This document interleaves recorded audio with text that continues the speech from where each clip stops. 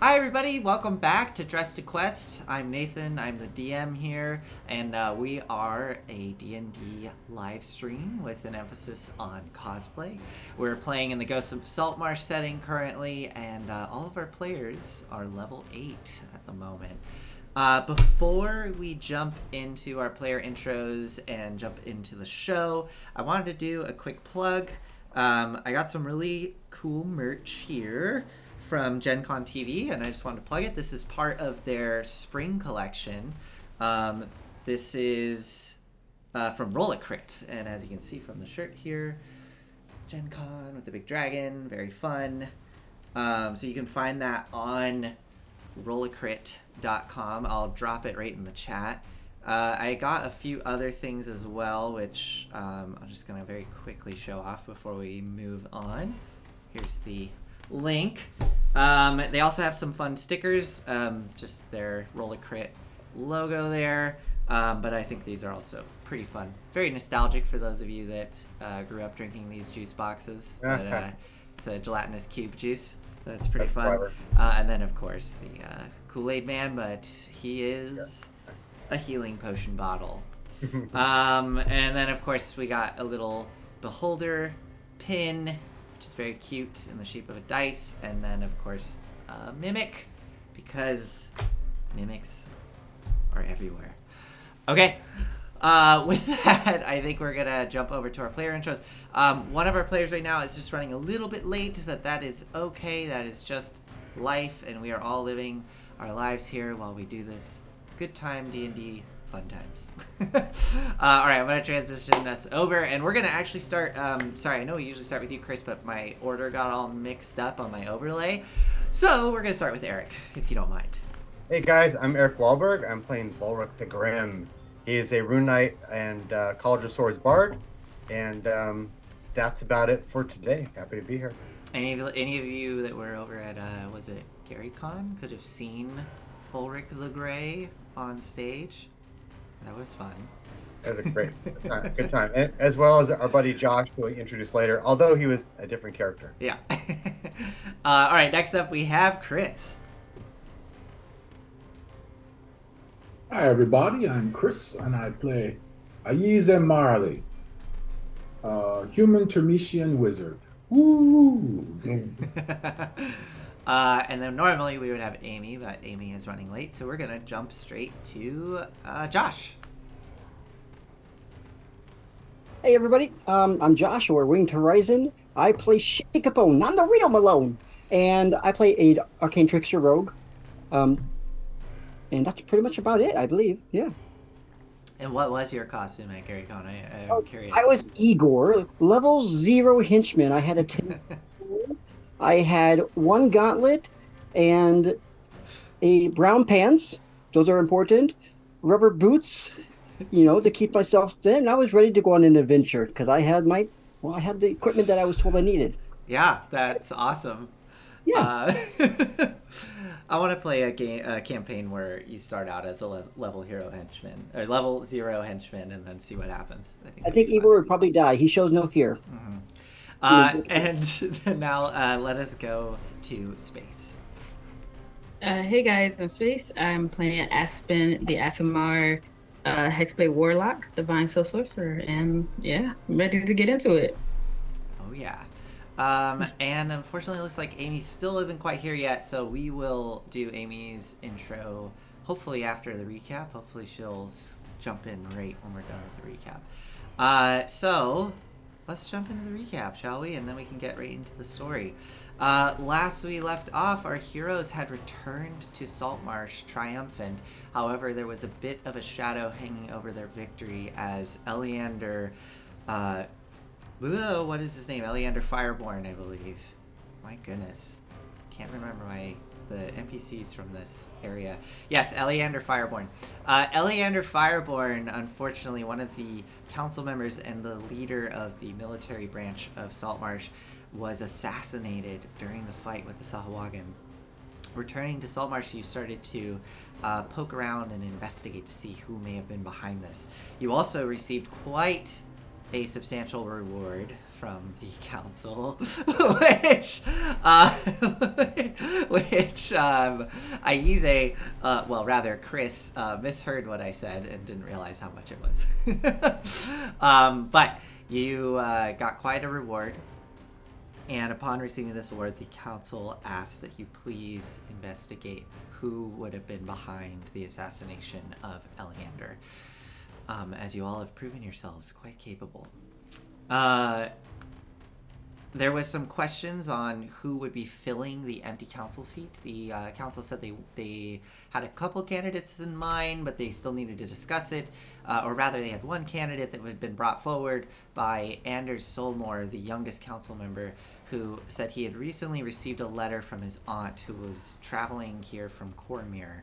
And his aunt was good friends with Eleander and fought with him back in the day against Umberlee's tyrants, and should be arriving sometime within the 10-day. But he was a little uncertain because she is from outside of town. With all that in mind, you started to poke around and investigate to figure out who might be behind this assassination, mainly Chenyar going into stealth mode and following Anders back home. She discovered that the butler Scarin seemed to have an air about him, something sinister. And upon discovering this, she convinced Anders to come with her back to the Diora, where you all reconvened with Anders to discuss what to do. There is speculation that perhaps Anders is the next target for the Zhentarim. Well, fortunately, Amy's not back yet, but I think we can just get going here, unfortunately. And once she's here, she'll be here, and we can go from there. With that in mind, we're going to open up here on the deck of the Diora. All of you have gathered up. Anders has just arrived, and you are discussing what to do next. There was discussion of going back to Anders' home to have a lunch with him and try to scope out this butler for all of yourselves and perhaps get some evidence. There was talk of going straight to Keladek and investigating that lead. And then there was even talk of doing a deception ploy where one of you pretends to be, mainly Volric, pretends to be Anders and sees what happens, acting as bait. So, as we open up here in the warm-lit interior of the Diora's captain's quarters with all of you huddled around, what are you all thinking of doing? I think Aize looks like wanted to say something. No? It's a little awkward. Chenyar seems a bit distracted at the moment. So, typically I would make a list of leads. Well, we all should escort Anders back home. That's something we can all do. Maybe have a look at the butler. Although I suspect he's not going to give up anything. If he's your typical agent, we're not going to get anything out of him, short of mind probe or a charm. I look at the captain. I said, "Do you have charm?" No, not anymore. Oh, I know you're charming, but I mean, I can talk to him, but I don't know if that help us. But I look at Volric. Yeah, Volric, what do you want to do? This is your friend. Anders did say he preferred that we not rough up his butler, be it physically or through spells. So I would still offer my original suggestion. I can spend some time there. Why don't we just take him home, get him settled in, spend the night in his comfortable mansion while guarding him from attack, and then figure out what to do tomorrow. And if overnight one of the other council members get assassinated, then we can take it from there. I mean, I don't mean to contradict dear Chenyar. I'm sure she has her. She still looks distracted, but I don't think Anders is in danger today. Call it a hunch, but Coca-Cola. Yo, what if you're wrong though? If you don't think he's in danger, but we don't take the chance to be in, do a safety check or something, have Voa go as him. What if you're wrong and we ended up having a dead council member in our hands with us, as guests? Then we're going to be the one to blame, yo. You know what I mean? I'm not saying that we shouldn't guard him for the night. I mean, Volric, you can do what you want, but if you're going to disguise yourself as Anders, Anders will need to disguise himself as something else. I don't really have that kind of magic. I mean, if you could aid me in that or disguise me in some way, then sure. But yes, as I asked, please just don't hurt Scarron without any solid evidence. We'd only hurt him if he actually attacked us. You know what I mean? Like, why would we hurt him? We have no reason to hurt him. But if he had attacked you or Volric as you, then obviously we'd have our answer, right? Because he'd be trying to stab Volric, but Volric has some armor on, unlike you, and that would give him a nice little surprise if he does that, yo. And me, I'll be following his back in the shadows. Just in case. I would suggest is Shifty, Chenyar, and Volric accompany Anders. And well, actually, the four of you could do it, and the captain, of course. But I'd like to make some inquiries about Keladark, and I would welcome anyone to come with me, because I don't want to do it alone. Well, of course, I would never let you go alone. If right, Volric thinks get murdered. Yeah, I mean, it's very dangerous on the streets. So people are dying every day. So. Also, sorry, I did not mean to interrupt. Please go ahead, Captain. No. It's fine. I was gonna say, if Volric thinks it's best to disguise himself as Anders, and if you think he can get the information that will help Chenyar, then he should be the one to do this. I agree. I would like to speak up for the pen,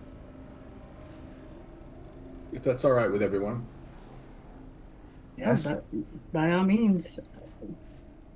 Oh, good. I've grown quite fond of it, and I thought it would make me being a scribe and all, I was looking forward to using it. It fits you so well. I mean, it's perfect. You think? Yeah, I think it goes really well with your hat. That too. I would love to do a little bit of retconning and have the pen be a ruby pen instead of an emerald pen. Oh, all right. I produced the pen I could find. Oh no! I mean, it's beautiful. Also, if you had a green pen, it would just disappear. Archive, look! I found your friend. Oh, it's wonderful. Give it a try. I whisper into the very quietly under my breath, Farouk, and then I start writing. All right, yeah. So if that means that only Farouk would be able to read it, right? Yes, and me. Awesome, cool, very cool. So you start to write, and for those that are unable to be a part of that, you would just see these very intricate arcane glyphs being spelled out that are unreadable. Very cool. All right. So is the plan then, Volric, you would like to... Oh, hey, there's Chenyar. Hey. Oh, it's fine. Don't worry about it. Amy, really quick, do you want to just introduce yourself? And then we're going to keep going. Sure. Hey, guys. I am late. I'm Amy, and I play Chenyar, the Eladrin cleric. Sorry for the delay. It's okay. Don't worry about it. So they were discussing what to do next. It sounds like what the group would like to do is for Volric to for Volric to disguise himself as Anders and head back with Shifty and you, Chenyar, if you'd be willing to join them. And Volric, you would be disguised as Anders. Is that the plan? Yeah. So. Okay. So Volric says, in the case of Anders, if we want to keep him safe, that's easy enough. If we want to try and see if this butler is as dangerous as we think he might be, the course of action I saw was disguise, unless someone has other ideas. I do. Yes. I do have a thought. My thought is this. Do we want to tip our hand, so to speak, for what he may be up to and who he's involved with, I should say? Because I feel that if we suddenly start to show that we are onto him, if he has an accomplice, which I'm sure he probably does, we wouldn't be able to know who those people were or persons. So I think that maybe we may want to think about what we can do to get more information on who he's involved with.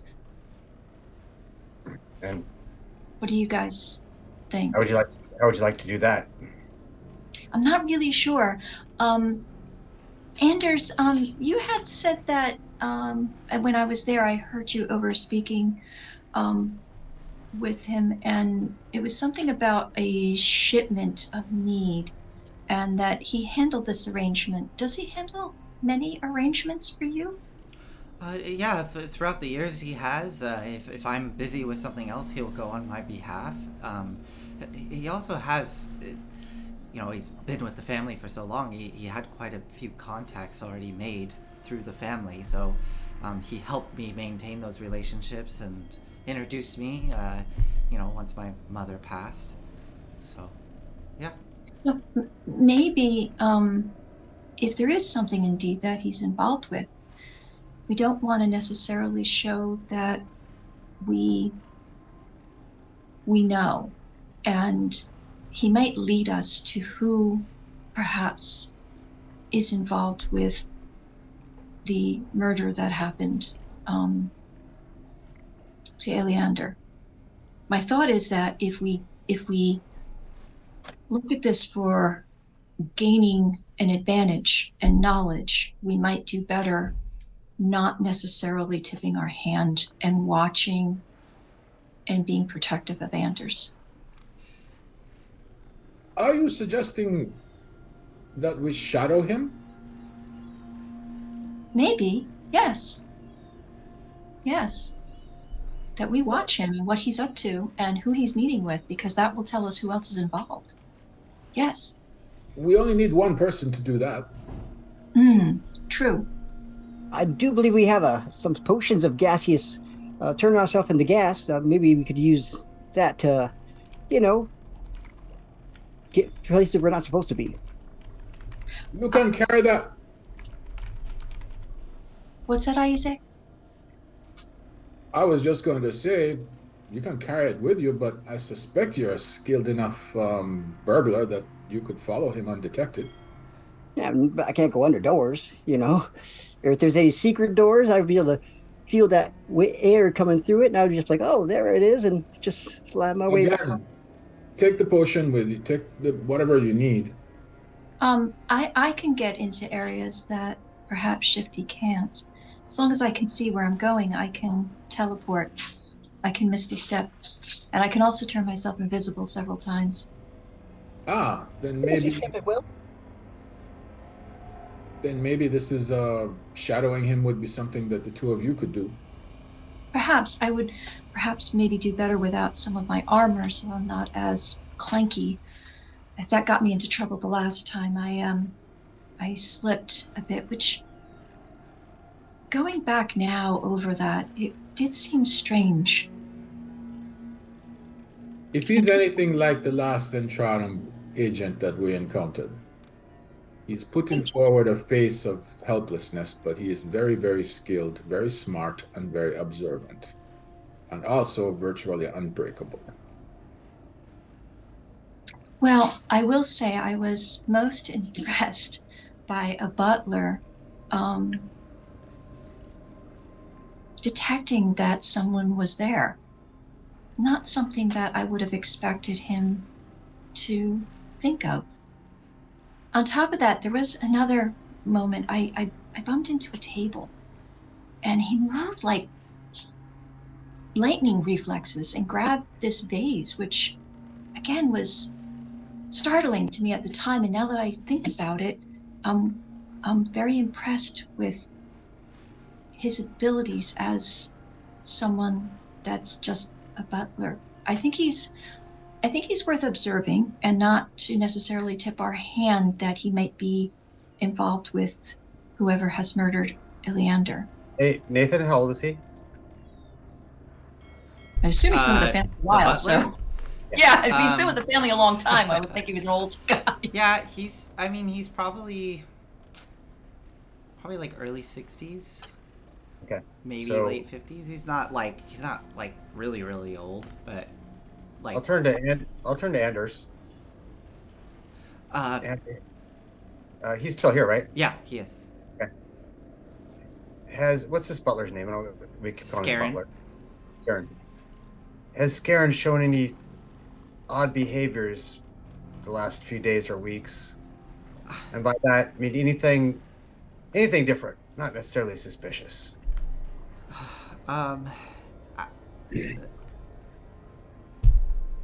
No, I can't think of anything. I mean, you talking about him catching a vase, he's always been pretty athletic. I mean, he's not like an Oh, okay. adventurer, but yeah. So you don't think it's out of character for him to do something like this? I mean, you said lightning reflexes? That's kind of wild for me to imagine Scarin doing that. Well, it just startled me because he moves so fast. And Nathan, Yeah. it's right that I remember. Oh right? yeah. No, it was like Okay. it was like he caught it without even looking. It was just like a, and then he slowly turned and looked in your direction.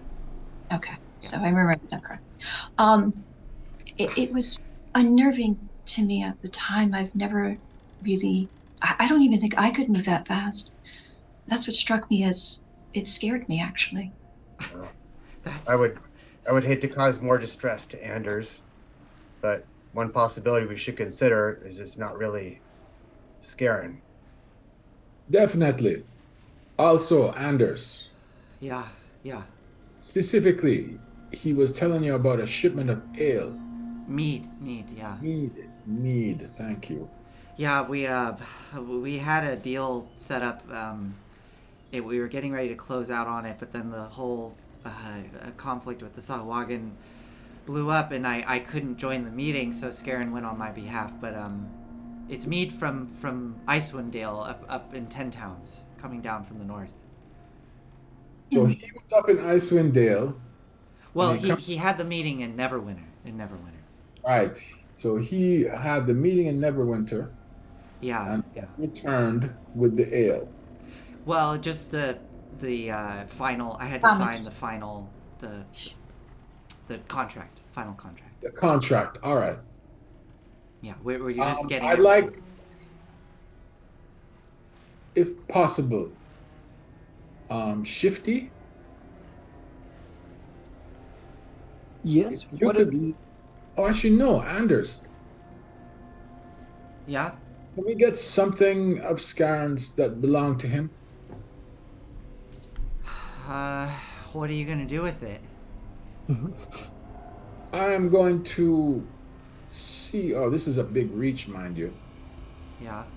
I'm either going to summon a creature or find a creature with an excellent sense of smell, and see if he smells the same as what he did before he went to Icewind Dale. Okay. That's pretty clever.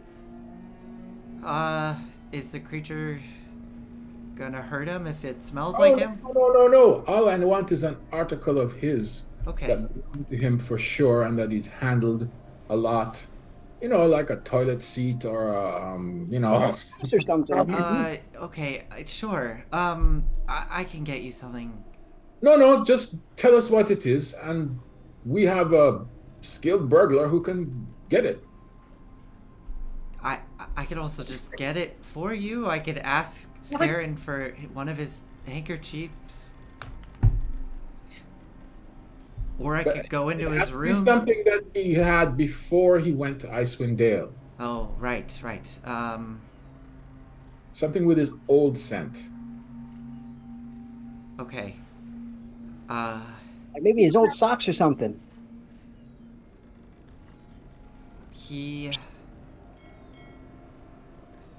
A coat? We did a toast, before he left, and he grabbed a specific bottle of brandy. I remember which one, and I haven't touched it since, and he hasn't touched it since. Would that work? That Yes. would help, right? I don't know how sensitive this creature's nose is. I don't know how strong. It's not like Scarin touches it every day, but that is the last thing he touched, as far as I know. Very well. When you head back to your home, Okay. Chef Shifty, if you could grab it, make sure that you don't touch it with your skin. The bottle or the alcohol? The bottle. The bottle. You can do Right. whatever you want with the alcohol. Although it would be interesting to see how you. Well, no, I don't want to know. Okay. Can I just also say that when we left your home, Anders, you had said that you were coming straight away to see Volric, that you had to see him right away so that you could get out of the house. We need to have some reason as to why you needed to see Volric right away that won't tip our hand. And just in case Scarin is not who he says he is, or there's something further. So we Okay. should figure that out now between us, with you and Volric, so that this way it's something you both can have knowledge of, if you will. Sure. Volric? Any ideas? Certainly. Well, you did have the request to bring your relative in as a new council member, Yeah, right. so perhaps you sought my counsel on that. That Or makes sense. perhaps what I would Perhaps- suggest would be even better, if you don't mind, something, Volric, that you sent me to bring Anders to you to discuss. Because if he smelled my scent, which he did, then he knows someone was with you, Anders, in the room. And then you suddenly had to go see Volric. Well, it could be that Volric sent you to talk about this new council member.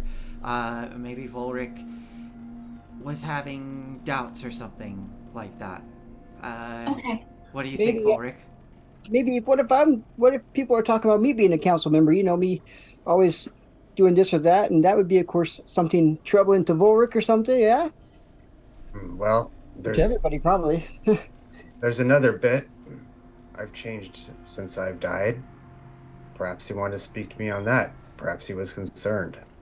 Or why you sent me to go get errands for you. Remember, he knows I was there, and he knows that I was not visible to his eye, but he knew I was there. So why I'll was tell. I there bringing Anders to you? I'll tell Scarin that that Volric sent you, because you have. If you want me to tell Scarin that you were there, I will tell Scarin that Chenyar came to me invisibly and was sent by Volric, because Volric was having doubts about my aunt joining the council, and wanted to keep it between the two of us, between all of us, so that it wouldn't get out further. I think that would be excellent. Then Okay. this way it would cover the reason why I was there and why it was in secret. And Okay. if he is up to something, we won't necessarily show him that we're onto him in any way. just in case he is a danger. It would be best that he doesn't. Sure. Doesn't think I can do that. I can do that. Does that work for you, Volric? Of course. All right. And are you? Are any of you coming with me back to my home? Yes, I think one of us needs to be there to protect you. I don't mind going, Volric, or if you want to go, or So- someone. You'll be staying the night? I will stay however long it takes. Well, if you're going to stay the night, there should be a reason for that as well. I mean, that's easy enough. I'll just tell Scarin that Volric is concerned about me being assassinated tonight. There you go. That's not a lie.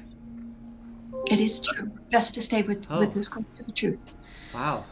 That Aspen just disappeared. I think her warlocks are getting a little bit antsy. Um, I think she just ducked out for a moment to talk to the crew as the captain. so- yes, that makes sense. That makes sense. Yes, all right. I can do all that. That will work just fine. And the further plan is to tail him at some point. Is that how you plan on gaining information? And I Because- believe that Shifty was going to be stealing that bottle of brandy. Now, I could also just go and grab it and hand it off. That would be easier.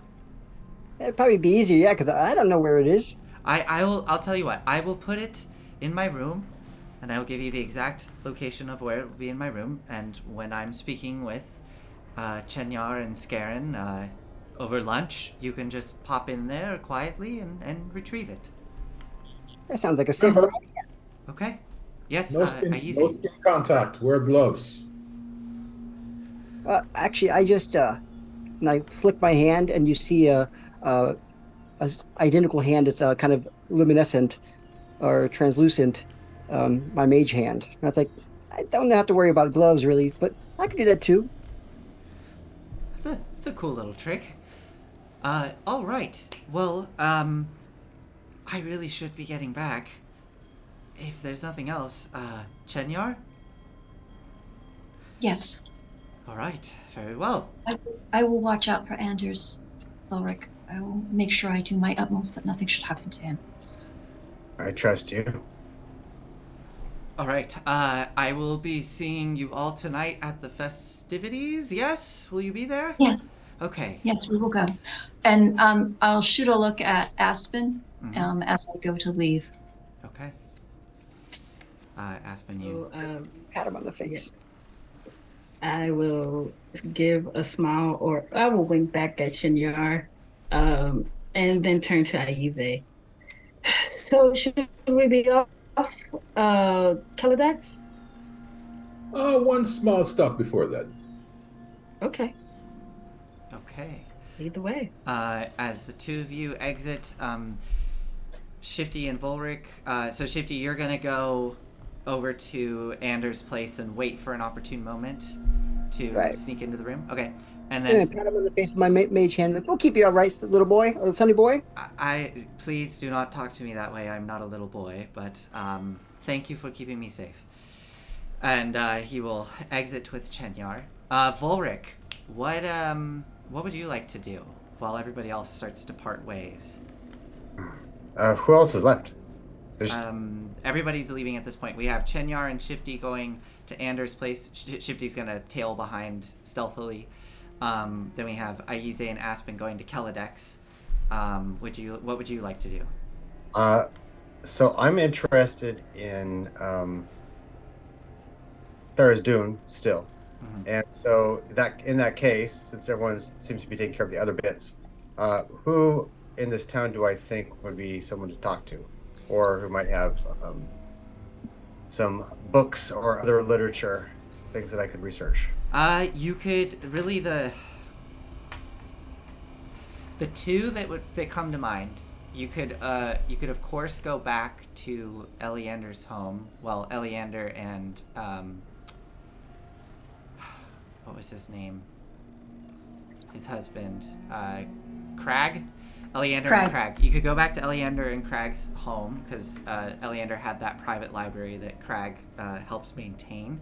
So you could, of course, try that and poke around in that library some more. You've done it once before and had some decent luck. There might be something left unturned that you didn't get to. Or you could try Keladek. He's a wizard. He might know something. Yeah. So definitely not Kaladek. I don't trust that guy at all. So I'll definitely go to Crag, and I will let the crew know where I'll be. Okay. If anything's urgent, have someone sent for me. Okay. Yeah, one more thing. Tonight, during the festivities, I had something come up, and one of the reasons I decided to step down, as captain is because might be making a name for myself, and I feel like maybe I need to get back to a lower key that I used to do because somebody recognized me from my past, and that's not a good thing for me or anybody around me. And this person wanted me to meet them at the, where was that place again? I think it was over by the docks or something like that. Yeah, one of the docks here we have. It's a secret little dock that us smugglers our business people used to know that, in shipping business. And maybe one of y'all could accompany me so I could figure out how they know about my past, because it was kind of odd. It happened the other day when I was In that case, I'll go with you. What I had planned can wait. yeah, after, not right now, after, during the festivities we could just kind of slip away or something. All right. Okay. Fair enough. It might be a trap. You see, I'd get a little background.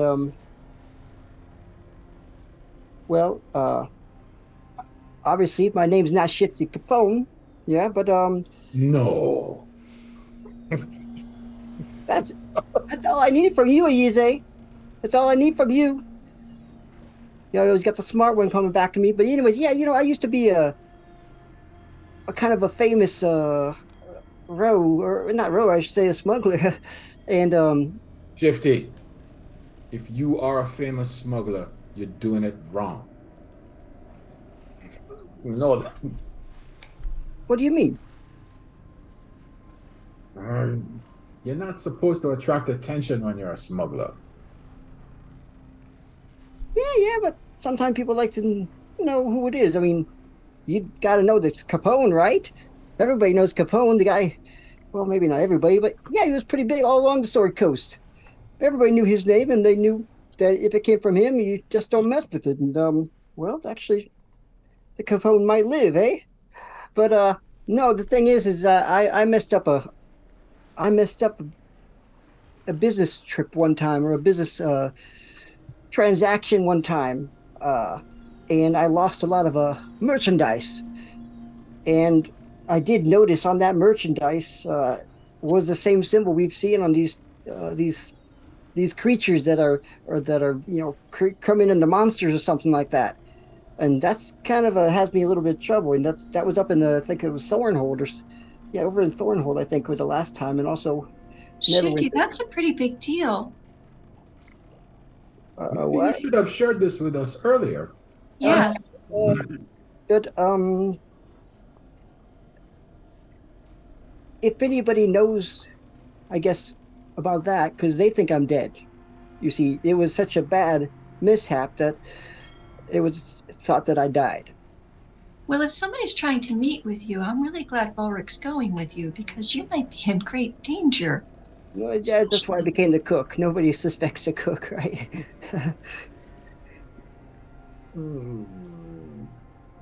But yeah, I would like Ulrich to come with me, maybe transformed as somebody else or something like that. Like maybe a fancy lady. The ones that I hang with all the time. Look at Volric. I get, for the first time since I died, I give us a kind of a funny chuckle, and I say, "You can count on me, Shifty. I'll be there for you." It'd be really funny if the fancy lady I have with me end up kicking their arses more than I do. But yeah, maybe a little bit about this, a little sea shanty. It was a little shanty. It was a bit of a shanty called gosh, what was it? Whale of a Time. Gosh, what I've heard it a couple times before. Um, if I'm pretty much about the one smuggler that shipped a bunch of wine or a bunch of contraband inside of a whale and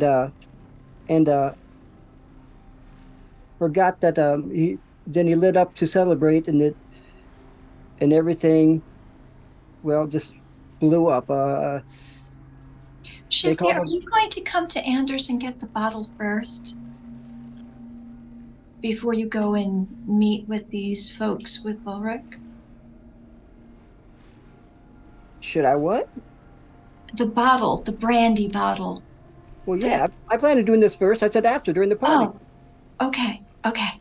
This guy Just wanted me to making meet sure. at like midnight or something. He said meet me at this place at midnight, and I wasn't going to Okay. do that. So I thought maybe I could tell you now, just in case things hit the fan, so to speak. Wait, midnight tonight? Yeah, it's kind of what he told me. Yeah. Shifty, he said to meet that night, as in last night. But yeah, but you were drinking. Oh, But if that was a misunderstanding, that's fine. We could change it to tonight. That's no big deal. kind of lose track of time. Yeah, all right. Let's keep it at that. He said meet tonight at midnight. Volric, you're gonna have to go to Anders so you can. We might meet you there as well, so we can meet Shifty's, you know, demonic Friends. sorcerer friend. Yeah, friend. Okay, so that So- would be tonight at midnight during or after the party. Okay. So Chinyar's going to kind of wrap her arm around Anders, Okay. and she'll say, let's head back. I tell you what, how about this? I would like to be perhaps less, what's the word I'm looking for?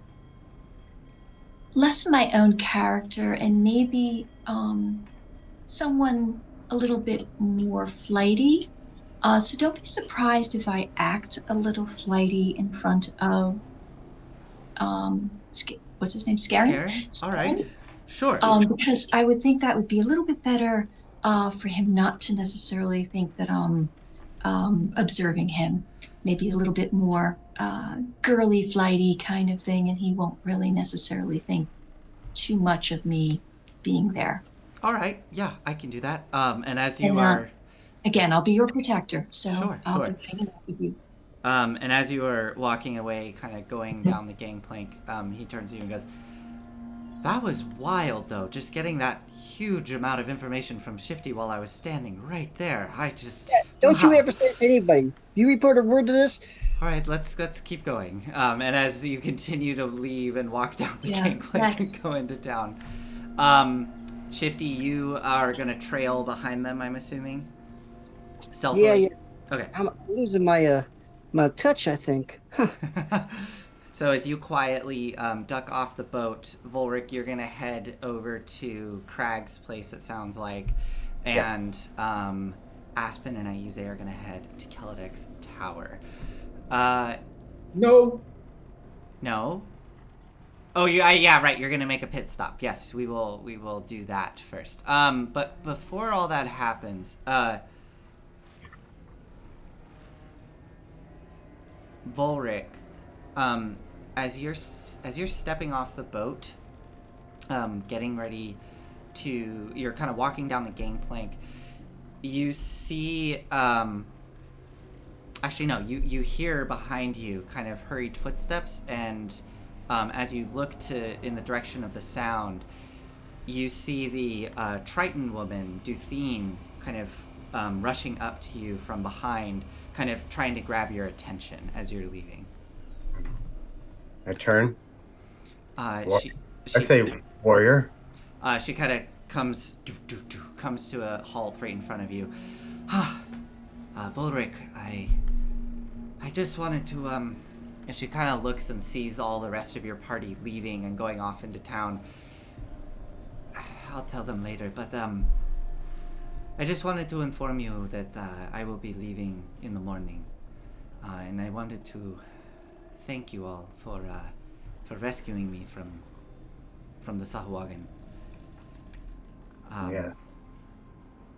Well, I don't know if my colleagues informed you, but I spent 10 years in a similar state, forced to fight as a slave and gladiator. I'm glad we were able to end that. In fact, my death would have been worth it. Indeed. I didn't realize that you had gone through that for so long. I can't imagine. I was only down there for a few months, and even that was hellish. Any amount of time is. Well, I wish you well then. Do you need anything of me? I don't know what you're all planning to do next, but if you don't have anything scheduled, I guess, I do plan to return home, or at least what's left of it.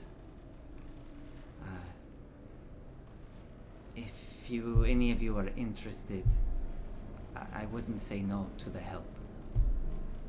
Last I was there, I saw something terrible, and it frightens me to go, but I must. Tell me, what is this?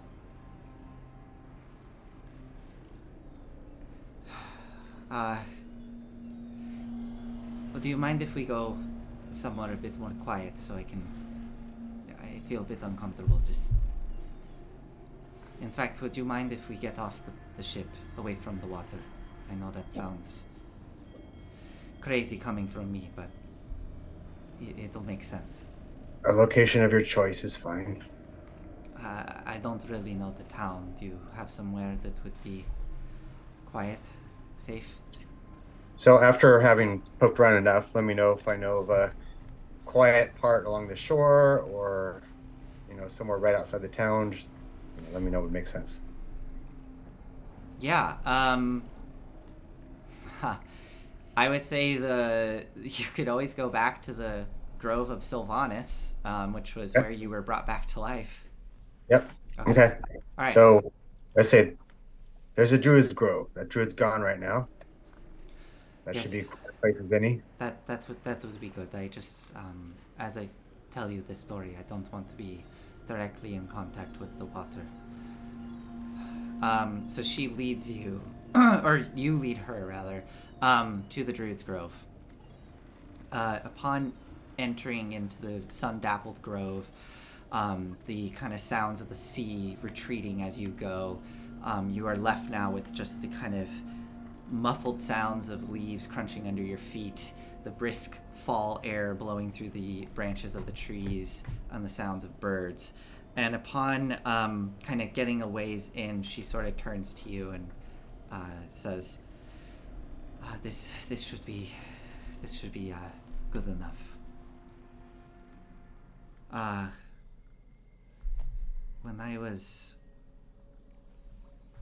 When my home was destroyed by the Sahuagin, I believe I told you all I was one of the only survivors. I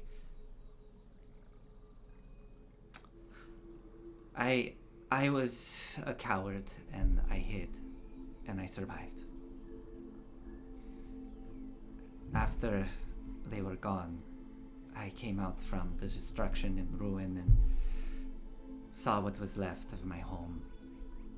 There were some survivors, and we started to gather supplies and regroup.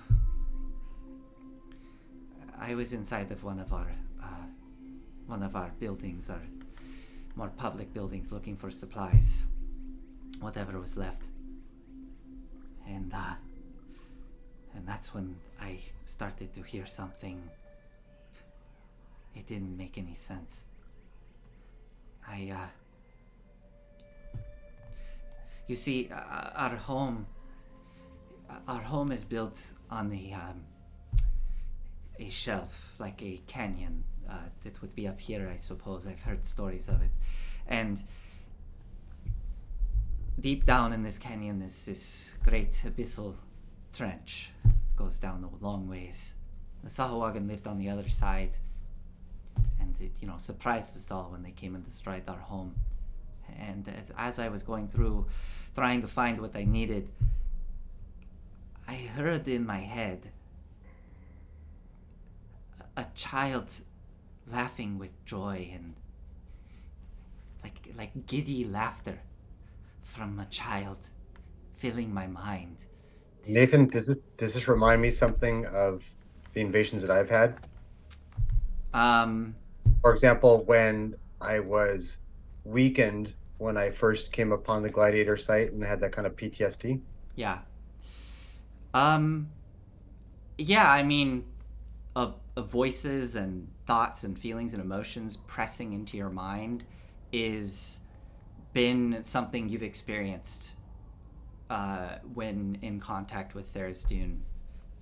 You experienced it when you went into that gladiatorial stadium. You experienced it when you were fighting the Maw of Sekala, and then when it turned into the tentacles. You even, I think you even experienced something very minor when you were going up against Thousand Teeth, and obviously saw like Sethreth was affected in some way, like by that experience. So I'd say that there's similarities. Okay, I respond. This stinks of Tharizdun. I overheard some of you speaking of this. And when you kind of told me a bit about it, I was trying to follow along. I've never heard of Tharizdun, but that's what was inside of that great big shark, yes? Yes. Tharizdun's goal is to do nothing more than to change our entire world into an image of his hell. Well, as I was searching for supplies, I heard this joyous laughter, this giddy laughter in my head, but it was so off-putting because I felt the feelings of whatever this was rush through me. I felt this feeling of euphoria and joy and curiosity, but then that's when I heard a different sound. I heard the screams of terror from my people. And as I looked outside, I saw something, some sort of shape. Before I saw one of my companions come rushing in, and they were just ripped from my grasp in an instant by something and crushed. And as I watched them die, I felt the spike of joy rush through me from whatever it was that was flooding my mind.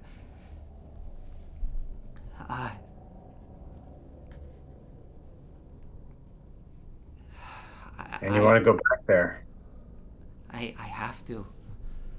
I took the coward's way out again. I hid. Well, And then when I came out, there was nothing left. There was actually nothing left. I was the only one left. The only thing left of my home. well, I returning. assumed that it was this... I assumed it was something that the Sahuagin had done, which is why I went to their lair to try to redeem myself. And then when we fought this great big shark, and I saw whatever that was, and I felt its thoughts pressing into my mind, but it wasn't the same. I need to find out what it was. I have to go back for my people, for my home. Well, if you were to return and die, you would be redeemed. But I think a better course is for you to go there with help and instead slay those who cause so much pain. I don't know if even we could do that, you and your friends, but I would like to at least go back and find out what it was. Yes. And I was just about to go research find out what I could about Tharizdun, because I do not believe that threat is over. So I will accompany you. you will join me? My friends can take care of what's going on here. I'm sure they will discover who the assassin is soon enough. When I died and came back, the Raven Queen, she bequested me of a certain ethos. Evil and oppression, cruelty must be slain. Tharizdun is the ultimate of that. And I do think Tharizdun is involved. So I will join you. Thank you. If, do you think your friends would be willing to join or no? I would ask. All right. They do have this pressing in front of them. But I do feel that this would be of most importance. Right. If we have to break this fellowship for a bit, so be it. Well, as I said, I don't know. Whatever it was big. And I don't think that we could destroy it. I just want to gather information to begin with. Yes, that's how we would start. I don't profess to slay this avatar of Tharizdun, if that's what it is, alone or with you. But I will go with you. We can start that path. You will find other allies if needed. Or you can bring back information, gather the crew, and take care of it. All right. Thank you, Volric. I appreciate you taking me here. I don't know. There's something, even though it's my home, something about being on the water. It makes me feel uneasy these days. There's a part of me that feels like if I'm in contact with it, it will get back into my head. It will hear what I'm thinking. Well, let it. Tell it that we're coming for it.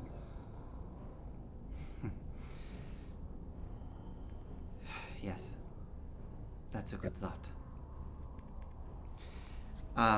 As we pull away from Volric standing with Duthine in this glade of trees, let us go over to Aspen and Aize as the two of you go wandering through town towards... are you going towards the Merchants of Joaquin? You are muted. Off to the Merchants of Joaquin to visit Captain Zandros. Please forgive me, Mon Capitan, but there is something I must collect there.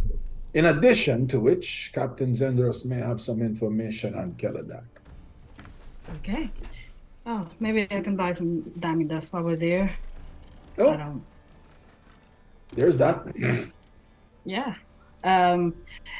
One thing about Keladak, though, that I may have forgotten to tell you guys. He told me I wasn't supposed to tell anyone, and now you all know. So we just have to make sure he can read minds like you, which is why I thought that accompanying you would be best. I will pretend that you did not tell me anything.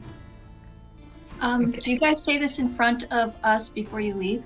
I believe this is on just the two of them as they're walking through Okay. town. Yeah. Okay. Just wanted to clarify. Thank you. Mm-hmm, mm-hmm. Also, we'll need a plausible reason for you to bring me to him. Oh, I know. I'm curious about him. I'm a sage and a fellow wizard. We can do, talk shop. Some introductions. I was actually planning on bringing you there. I thought you might want to talk to him, but he's real grumpy and he doesn't like new people. So. Oh, I see. You know why? But, no.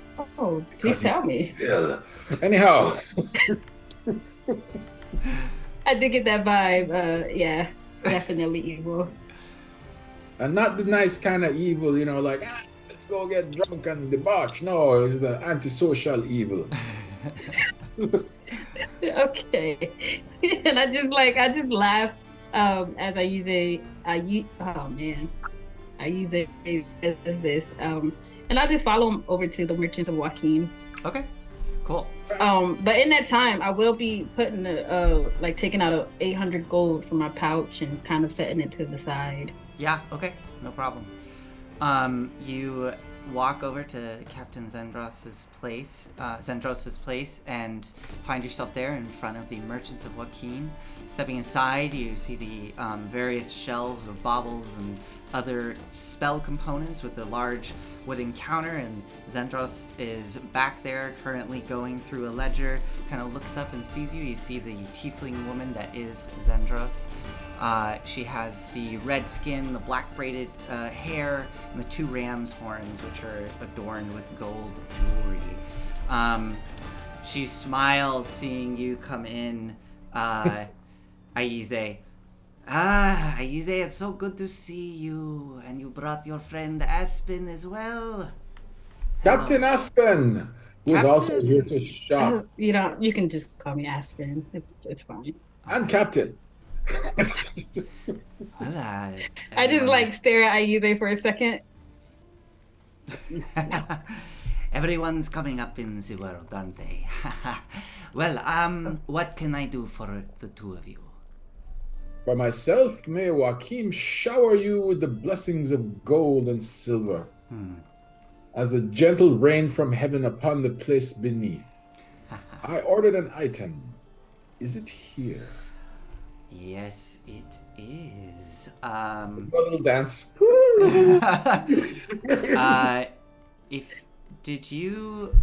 Here we go. Okay, yes, I have it here. So, Ring of Spell Storing, I have written down 2,500 gold pieces, which I believe you were going to be paying her when she received the item, or you had already paid it. I'm trying to remember. Oh, definitely when I received it. I didn't have. Yeah, okay. So she, thank you for being honest. She brings the, she goes, yes, one moment, please. And she turns around and reaches under the cabinets and unlocks a cabinet door, opening it, reaching inside. She pulls out a small box which has another lock on it and sets that down on the counter. Turns it around to face it towards you, and you see in there, sitting in a little soft bed of velvet, there is this beautiful ring resting there that has small gemstones kind of set within it. 3 gemstones that have runic engravings all around it. And she slides it towards you. Your ring of spells. Reach into my coat, and I pull out a bag of platinum pieces, because there's no way Aize could carry that much gold without. And she opens the bag up and looks. If you don't mind, just give me a moment. Does a quick count. Wonderful. I telepathically contact her and said, "Really? Is this for show?" Well, it's just she telepathically, as she's sliding it over and smiling at you. Honestly, it's old habits. I have to do it, otherwise you never know. And right. She pushes it over and takes the coin, and you have your Ring of Spell Storing. I slide it on. Is it empty? It looks good on you. Is it empty? Oh, because they can sometimes have a spell stored in them, yeah? Yeah. I think you would need to... What was that? Yeah, you roll a d6. Sorry. Go ahead. Well, the rule on it is that the DM or someone rolls a d6 minus 1. Well, go ahead and roll a d6. Okay. And d6. 4. So it has... I see. So it could be a level 4 spell or 4 level 1 spells or whatever. Okay. Oh no, 3, because it's minus 1. Got it. Yeah, so maximum of 5 levels worth of spells in it. So it has inside it 3 levels worth of spells. Cool. Okay.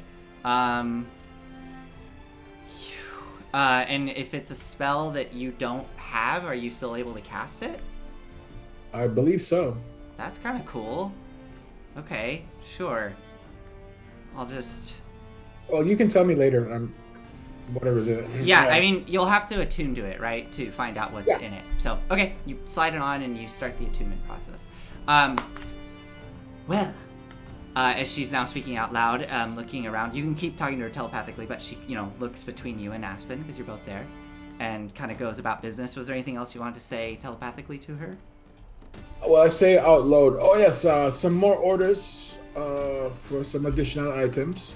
All right, yes, I can fulfill That's all the these. stuff I was writing with this. Oh, you wrote with that? Okay, cool, yeah. So Aspen, you just see nonsense on these pages, but she seems to be able to understand it as she's reading it. Okay. That's for Farouk. Got it. Okay. Oh, cool. Okay. So yeah. So she's looking through, and her eyebrows kind of jump, and you hear in your head. I'm assuming this is just a full update. Yep. Okay. Well, you have been quite busy. My goodness. All right. She kind of puts that to the side. Thank you, Isaiah. I'll be getting to that later. For those orders. Anything else for you? Oh, I'm sure the captain has some orders. How much diamond dust do you have here? How much are you looking for? Let's say 4 castings of Revivify. Okay, so that's 1,200 gold. 1,200 gold worth of Revivify. Wow. I have currently about 600 gold worth of that. If you would like that. I'll take that. How long before you get any more? You could put an order in. There'll be a small charge as I have to go and find the right people and make the arrangements. Okay. Well, yeah, I'll put an order in for as much as you can get. I also am looking for this item called a blood well vial. Do you know what that is? A Something blood, that a blood well vial. I can most certainly look for it for you. You are looking for the blood well vial. Okay, yeah. So she says, give me a second. As I make a bunch of error sounds for our stream to listen to. She goes, yes, alright. I can put in the order for the diamond dust, and I can certainly go and look for this specific item you're searching for. That will be 50 gold pieces, if you don't mind, for me to render those services. Okay. And can I get one more thing? Could I have 4 diamonds worth of 50 gold pieces each? Do you have any more diamonds? I'm sorry, one more time? 50 gold piece worth of diamonds? I need 4. 150 gold. You need 4 of them? Yeah, yes, please. Let me see it. She goes in the back and kind of searches around and pops out and goes, yes, let's see here. Yes, alright. I do have the 4 diamonds, each worth about 50 gold. I will need to pop them off of this ring though, and she pulls out a ring. Don't worry, it's not magical, it's just something I had lying around. It's going to cost you just a little bit more though, as I need to spend some time doing the work to get everything out. This is very fine craftsmanship, and I'll be ruining the ring, which I could have sold for more. Is that alright? Yeah, that's fine. Name your price, please. So you want 4 at 50 gold each? Yeah. Let's go with 250. Okay, so that's on top of the 600, so 850. So 600 plus 250 plus the 50 gold to broker and find Okay, the so- blood vial for you and all that. Got you. All right, I'm taking that off. Alright. I just look back to Aize. I take the diamond dust and I put them in my pouch. Are we ready? Didn't you want to ask the captain about Keladak? Oh, I thought. Well, I mean, I thought you were, but I can all quickly right. ask. Oh, I thought you knew her better, so. I I mean, do. I saw the way you were kind of. You have this face when you're talking telepathically. I think we all do. So. Real quick before I forget, Aspen, can you just roll a d4 for me? Yeah, gotcha. Hold on. Before. Oh, I'm Four. so sorry. Okay. 1, Four. 2, 3, Not good. 4. Okay. Just so you're aware, your magic item will be. I mean, she doesn't know this, but this is just how it works. Your magic item will be arriving in 4 weeks. So. Okay, I got you. All right. Anyways, yeah. You want to ask me about Keladik? Yeah, anything you could share would be appreciated. And I do. I look at her, really obviously, and then I say, I just look away. say under my breath, I just say, don't hold anything back. Just tell us everything. And Okay. and then I'll also broadcast. But what I am saying to her telepathically is, we suspect him of being an assassin, or at least someone who hired an assassin. So watch yourself. Be careful. But we do need the information on him. Anything you have, please tell the captain. You suspect him of being an assassin. Can I say this out loud, or do we want to keep this discreet? I can No, close say up out loud. shop for a moment. Let's close up shop. She flicks her hand, and a mage hand grabs onto the handle of the door and closes it shut. And she kind of arcs out from around the counter, flicks her both her hands at once, and the drapes all drop. And then she turns to face the two of you. So, Aize has informed me that you suspect Keladik of being behind some sort of assassination. I'm assuming this has to do with the our late council member not returning from the war unscathed. What would you like to know about Keladik? I can do my best. Also, just curious, why do you suspect him of being the assassin? I look at Aspen. I look at Ayuba. Somebody sold Keladak a vial of wyvern poison, and wyvern poison was used in the assassination. We have it on good authority that wyvern poison is extremely rare. It is indeed. It's very difficult to extract that from a wyvern. And Yes. her eyes settle on you, Aspen. Somebody sold Keladak wyvern poison. Yes. I see. Yes, I don't know who did that, but I'm sure they're very, very sorry. And I'm assuming that not everyone knows this little key bit of information. No. All right. What do I know of Keladak? All I know is that he can be a bit of a prick, and he is very reclusive. He has a familiar, I believe. I've never quite seen them, but I've definitely sensed them before. I suspect it is an imp of some kind, for it has the ability to remain invisible. What else about Keladak?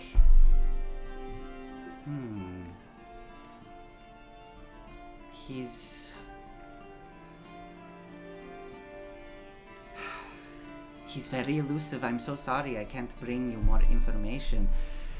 He sits up in that tower. I've never actually seen Keladak. I don't know what Keladak looks like. Nobody has ever seen Keladak, as far as I know, within town. It would be quite a thing if you were able to see him in person. feel like that would be a bit of leverage to hold over him. I'm But- gonna roll Arcana. Yeah. Is it Arcana or would Nature be better for imps? For imps, Arcana or religion. Okay, I'm rolling Arcana then. Yeah. I'll roll religion. Okay. 21. 21. Okay. Let's see. That's 15. 10. Oh, 10. Okay. I mean, Imps are little devils. yes. Aspen. I mean, with your What? background, you Yeah, I know was what gonna you know say. what imps are. I don't. I mean, yeah, I don't know. Like, trying to think. You know what imps are. You know that they are the one of the lowest ranking devils, and you would know that they generally act as like messengers. But I guess maybe because they're so low ranking, you just don't know all the specifics, right? You've never like had I that. paid time. no mind to them. I'm just like, oh, who are you? But yes, they are little devils. That's correct, Aize. And yeah, Aize, I would say, yeah, you know they're little devils. You know that they have the ability to turn invisible. You know that they have a poisonous stinger, that they can fly, and that they are also the lowest ranking of the devils. Or not And- the lowest, but they're down there. And Keledek is lawful evil. Well, if he's following that sort of thing, but I don't know. I've known some people that were, I thought, pretty damn lawful, and they had a, what is it? The little demon creature as a familiar. Quasit. Yes, a quasit. I always thought that was quite strange. Such a straight-shooting, lawful person to have such a chaotic little creature. I don't know. Maybe it's like opposites attract, but... Entirely possible. But that's, I think, as much as I know. Oh, I was gonna ask, has he always been able to read minds the way he does? Has that been something, that anyone in town knows about? Well, there's lots of stories about Keledek that go around town. And Aspen, you would know this to an extent. Most people have a superstition that if you say his name, he will then be in the room with you and hear your thoughts and hear what you're speaking. This is clearly just because I think the imp is getting into places it shouldn't be and reporting back to Keledek. I don't think Keledek is that powerful, but... and look at me, I'm saying Keledek. It's fine. I think it's fine. But, I look at Aize. Oh, can you detect like magic or something? See if this imp is around. I'll cast it. okay, you cast Detect Magic. Go ahead and make a perception roll for me. I will give him guidance. Okay. Right. Sorry, one sec. Mm-hmm. Guidance gives me a what extra? A D4? Roll a d4, yeah. Okay.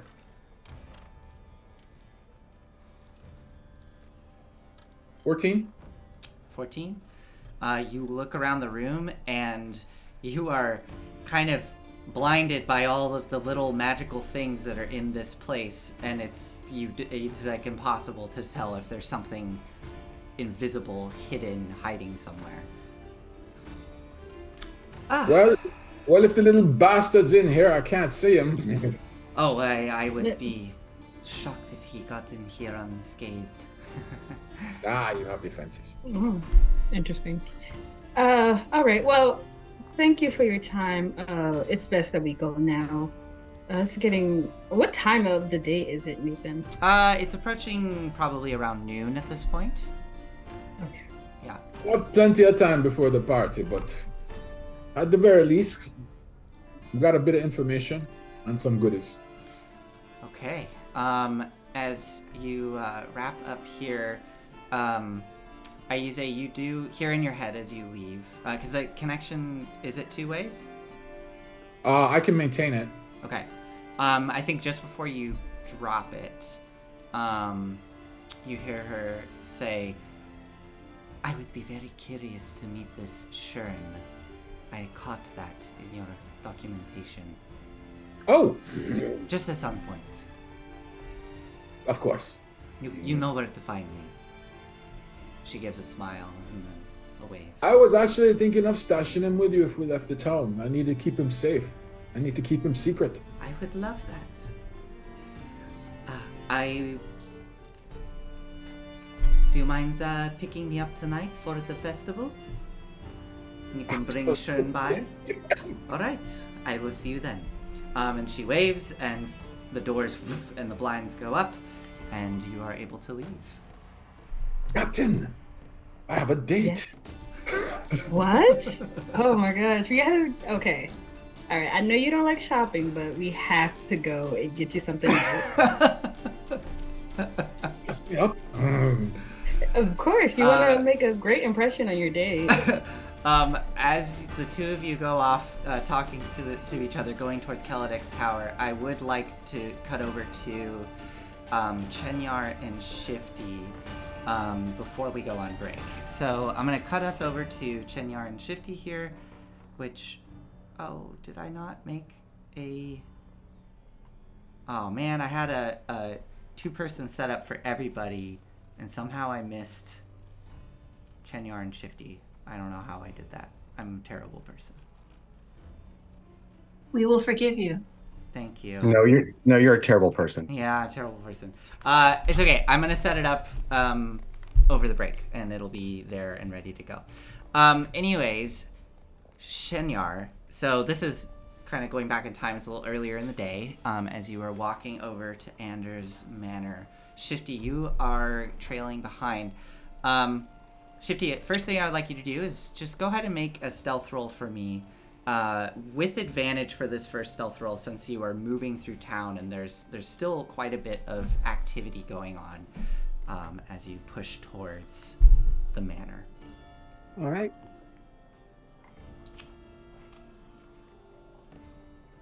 See here.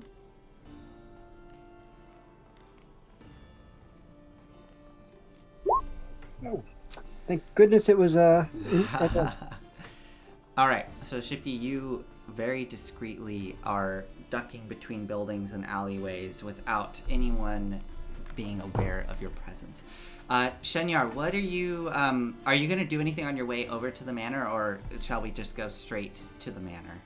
So when we get closer to the manor, Mhm. I'm going to say to Anders, I'm going to be a bit flirty with you and not necessarily just go with that, if you would. And as we get close to the manor, I say, I reach over and I say, just one other thing. And I kind of pull him a little bit to the side and I grab his hand and I squeeze his hand and I make a symbol, round symbol, and then go straight down the middle. And as I do, I utter the incantation, Death Ward. Oh, okay. Him. And I cast Death Ward to protect him. And I tell him, and I do it very overtly, and I kind of go over and I whisper in his ear, and I say, I just cast Death Ward on you to protect you. I want you to pretend I just said something really funny to you. Start to laugh, and then she'll pull away. Oh, that's so funny. That's... Now I can't. Okay. You are... So you're protected, yeah, my dear. Wow. Thank you. That was just the best joke I've heard all day, and I really needed that. Isn't that a good one? Yes. That's a great one. Yes, it is. So let's continue walking forward. Yes, we will. Shifty, you kind of see them both laughing off in the distance as this happens. You end up at the Solmore Manor. As you enter in through the front door, Shifty, you're a ways back. You see them disappear up the steps, and the two big double doors open up as they disappear into the dark interior, and it shuts behind.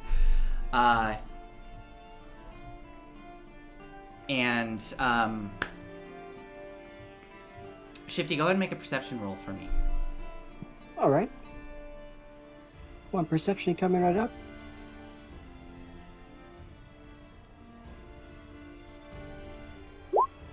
Yep. 16, not so bad. Okay. You have an eye on the front of the house at the moment as they disappear with inside. You can see some kind of workers moving about on this kind of big property. You notice it's a relatively large building, kind of, as I described earlier, very long in its shape, 2-story building, and there are other structures like off to either side. It looks to be like warehouses as well as some lodging for the people that live and work here.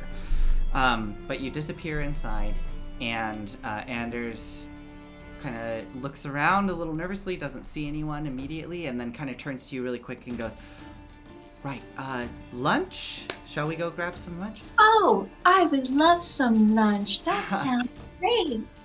Okay. Yes, let's do it. I would love some tea, Anders. I haven't had a whole cup of tea all day. Do you have any good tea? And she'll give him a look like, Yeah. maybe. Okay. Yes, I can get us some tea. And he heads for the kitchen. And as he does, he kind of, sort of like instinctively, he turns over his shoulder and goes, Scarin! And then kind of like catches his breath and then looks at you and kind of shrugs. Yeah, she will continue to go, oh, okay. Do you have somebody to scare in? No. And then you hear behind you, as there's some soft footsteps and kind of approaching down the hall, you see the butler kind of look and go, "Yes, sir. May I be of service to you?" Yes, could you, please make a guest room available? We're going to be having a guest for the evening. We're going to go and enjoy some lunch. Yes, this is Chenyar, remember, from the council. Actually, Volric had her come and fetch me.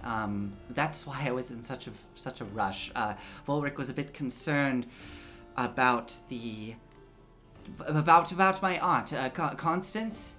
Oh yes, Constance. I do hope that she comes soon. I haven't seen her in quite some time. Yes, well, anyways, he had some concerns, and, with everything going on, the assassination and all, Volric had Chenyar come and fetch me invisibly. Yes, so it was all very discreet. We're trying to keep things under wraps. Right, okay, I will go and get the guest room ready. And he turns and starts to walk up the stairs. And he... Oh, he's wonderful, I say while he's in earshot. Yeah. He's so sweet. Yes, he is. He really is. He leads you into the kitchen and starts getting a lunch together and making tea. Oh, I'm so famished, she says loudly. What else do you have besides tea, Anders?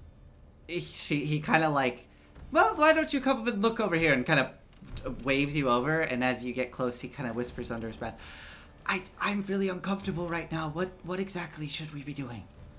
Just try and act like I'm your guest. Okay, I can do that. Yes, let me show you my best things. Actually, really quick, I will be right back. I need to go fetch some, a drink. We need a drink. And he will... Yes, a drink. I'll tell you what, I will wait right here for you to get back. Perfect. I will be right back. And he goes... She doesn't look like... He goes hurrying off, goes upstairs, and disappears, leaving you in the kitchen. What would you... Do you want to do anything? Yeah, she's going to be very observant for Scarin. Mm-hmm. And she knows that he's probably watching. So she's going to be like, messing with her hair, going over and trying to act a little flighty. Okay. And just, but continuing to be watchful. Okay. Just in Go ahead and make a perception roll for me. Sure. Tell me what I see. If it's good, we'll see. And Shifty, as you're waiting outside, 14. Okay, we'll keep that number in mind as you kind of observe the area, listen, keep an eye out. Shifty, if you're sitting there and observing the building, Probably about 10 minutes go by or so as they're doing their thing inside, and you see in one of the upper windows kind of curtains whisk aside, and you can just barely make out Anders standing at the window, kind of nervously looking around. He seems to have like 2 bottles clutched in his hand. Or no, what is he? Yeah, he has 2 bottles clutched in his hand. One of them he's like holding with a handkerchief like around the neck and kind of looking around nervously, and sets the one with the handkerchief down right on the windowsill, and then just kind of like looks around outside and then turns and leaves. You see him leave from the window. After a moment, Chenyar, you don't see anything, you don't hear anything. I mean, you hear like movement upstairs from Anders kind of moving around. Eventually, though, Anders comes downstairs with a bottle of what looks to be like a sparkling wine of some kind. And he goes, I think it's appropriate that we have this since, you all just returned triumphant. And as he gets that all out and settled, Shifty, what are you going to do as you're sitting outside? Well, I'm going to look around first to make sure that there isn't any. Let's look around my surroundings to make sure that I'm not observable. Okay, go ahead and Is roll. it day or is this in more towards evening? No, this is like probably 10 in the morning, 10:30 in the morning. This is still like in the morning. Yeah. Gotcha. Okay. So how high up is that window? It's the second story, so we'll call it, it's like 15 feet up or something to that ledge. Oh, 50 feet? Yeah, maybe 20 at most. Something in there, right? All right, wonderful. Okay. So, yeah, Shifty, what he's going to do is he is going to check here, 30 feet away from me. Okay. So he is going to casually kind of, or I guess you could say casually, but, try to blend in with the crowd, really. And as he's walking by the manor, Mm-hmm. He casts his mage hand, makes it go invisible, Okay. and then he just has the bottle.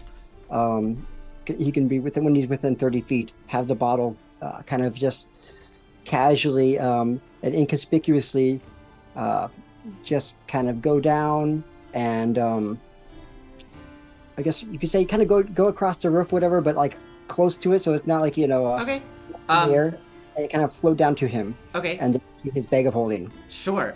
So first thing I would like you to do, because you're going to be walking, if you're going to get within 30 feet, you're going to be like walking into the kind of Solmore estate, right? Like it is a big building, kind of like slightly separated from the other buildings around here. So I would like you to, if you're trying to blend in, go ahead and roll a deception Are roll there for people me. walking around in this area?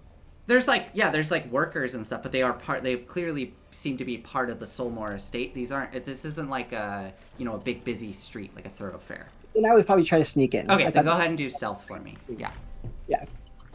All right. So yeah, I'll do a stealth and then do the same thing, but try to keep it. Yeah. Because Oops. Just drop something. Well, See, it's so that's funny. They stealth. always ask me if I want to do a public roll or a private roll every time. I keep jumping. Oh, Ooh, that's yes. 27. Yes, without issue, you stealth up through the compound or through the estate, getting right underneath that window there. You look around, nobody's noticed you, nobody's watching you, and now you would like to go ahead and roll a sleight of hand check for me as you discreetly try to extend that mage hand out. You're gonna basically need to 18. Okay. Let me check something here.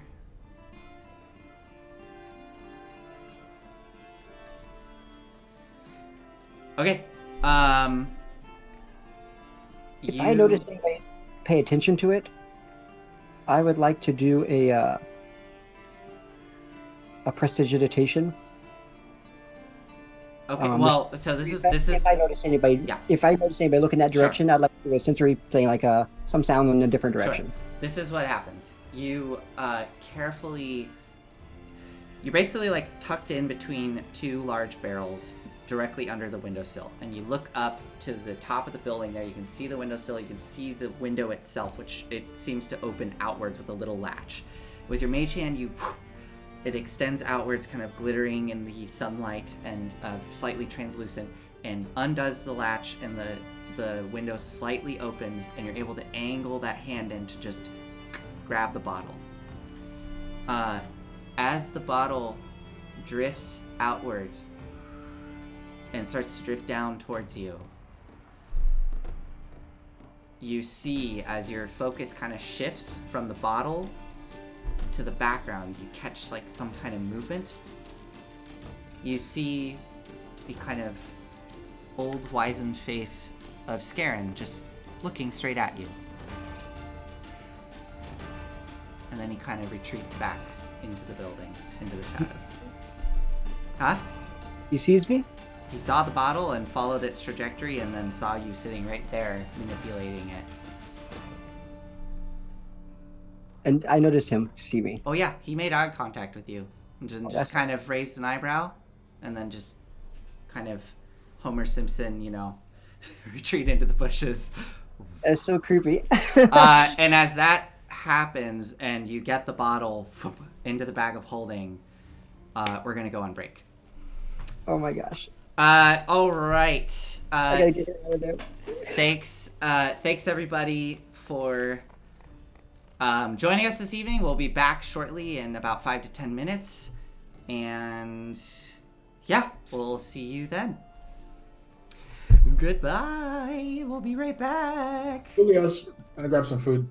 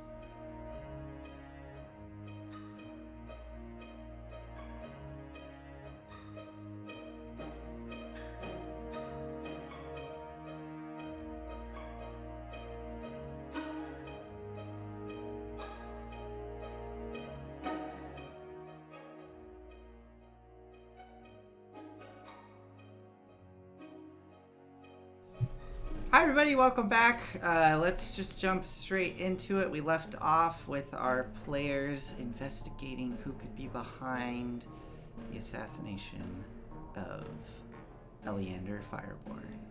And we left off with Chenyar and Shifty, so we're gonna go to them first. So Shifty, you had just grabbed the bottle of brandy successfully, but as you put it into your bag of holding, you saw the face of Scarin looking down at you from the window of the room and then disappear into the shadows.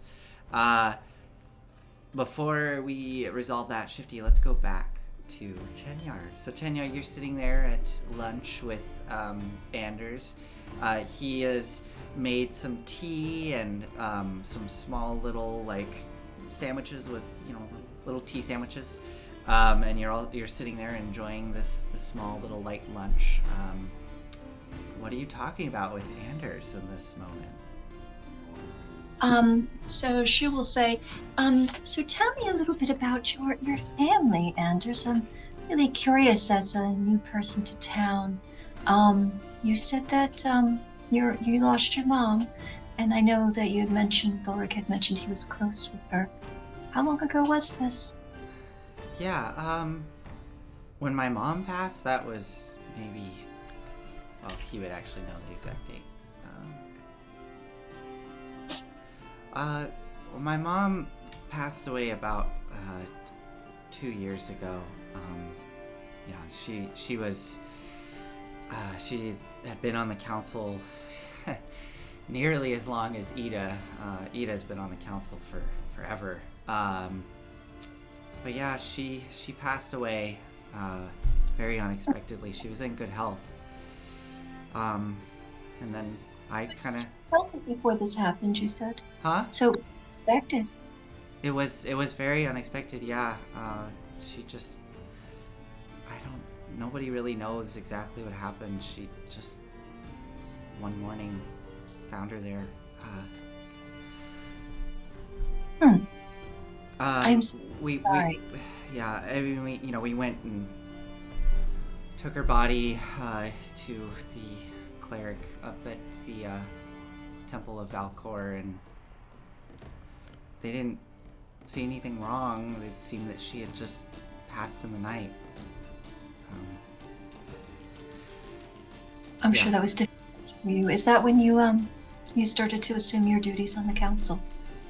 Yeah, it was kind of a, interim thing. Like, I just got put on as a temporary sort of thing, and then, well, I kind of took to it well, and people, people in town, I know a lot of people in town. I've been here my whole life. I've always loved going and getting to know different people and hearing about what they're up to and how our family can help. And I don't know, people just seem to take to me. And then, of course, I mean, Scarin has really helped the business side of things. Like I said, he had so many contacts that our family business has just really taken off in the past 2 years and has done a lot for the town. So, That's very fascinating. Yeah, there's kind of a part of me that wonders, I mean, people might also like that part of our family. But yeah. So this is all recent success, and it's a good thing that you had somebody that was so capable.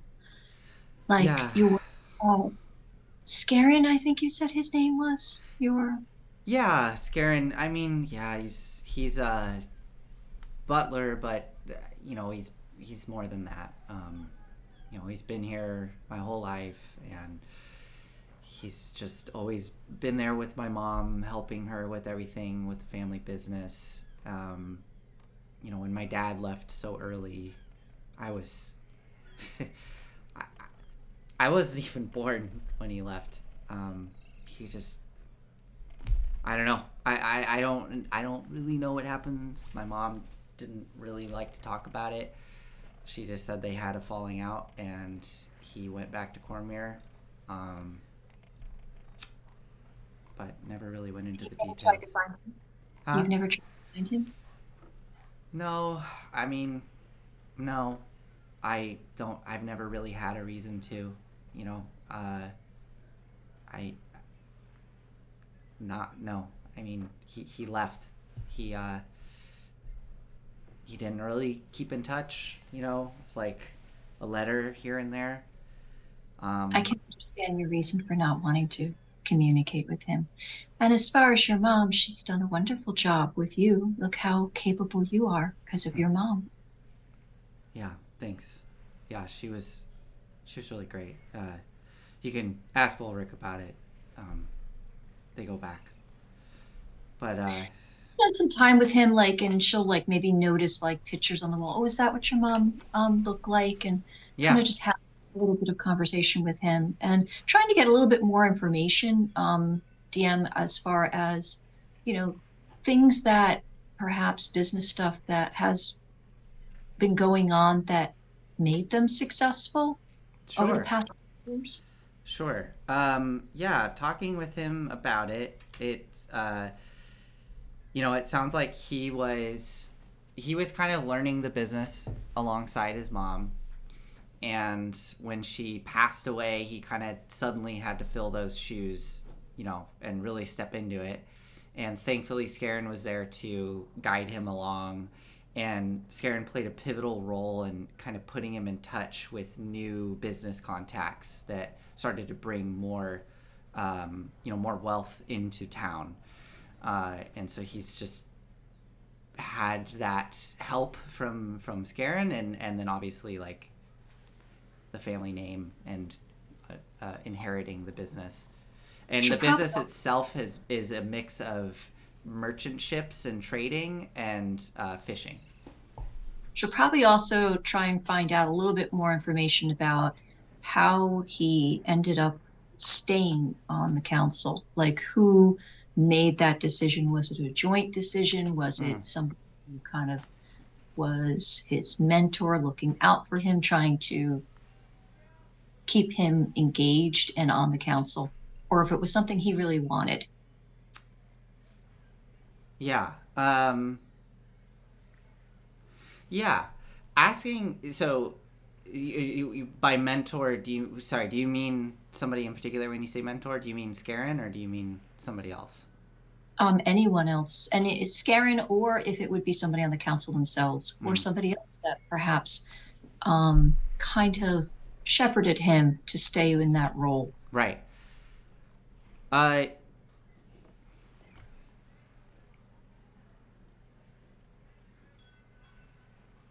Yeah. I'm thinking about a couple of things here.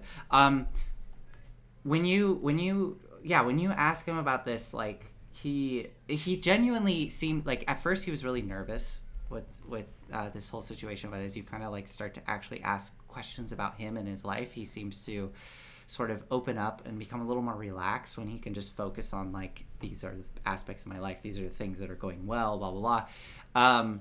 And when you ask him about like mentorship or like who's guided him, go ahead and make a persuasion roll for me first. Okay.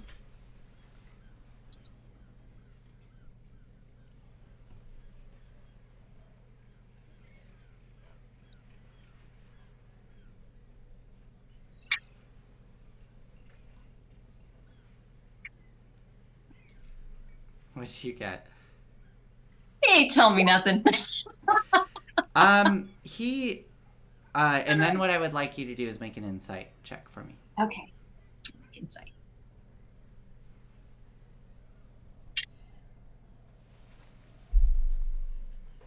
Oh, by the way, for the audience, sorry, I don't have the dice cam up. That was a natural 1 for the persuasion roll. Yeah.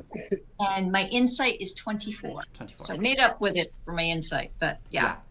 When you ask him about mentorship, you notice he kind of goes back to that nervous energy and kind of gets quiet for a second. If she notices that, she'll kind of like pull back because she'll instantly be like, oh, I don't want to make him nervous. Yeah. I want to make him calm. And then but that's the thing. It's only like a brief moment, and then it passes, and he immediately just goes into, Well, you know, I've had help with a lot of people on the council. I've never really had like a specific mentor or somebody who's really guided me. You know, I get guidance from all the council, but over the past 2 years, I really think I've started to understand the local politics and kind of like feel like I'm coming into my own. So, yeah, no one in particular. She'll compliment him and say, from what she has heard, he has made an excellent councilman, and it seems politics suits him, Okay. as well as his business capabilities.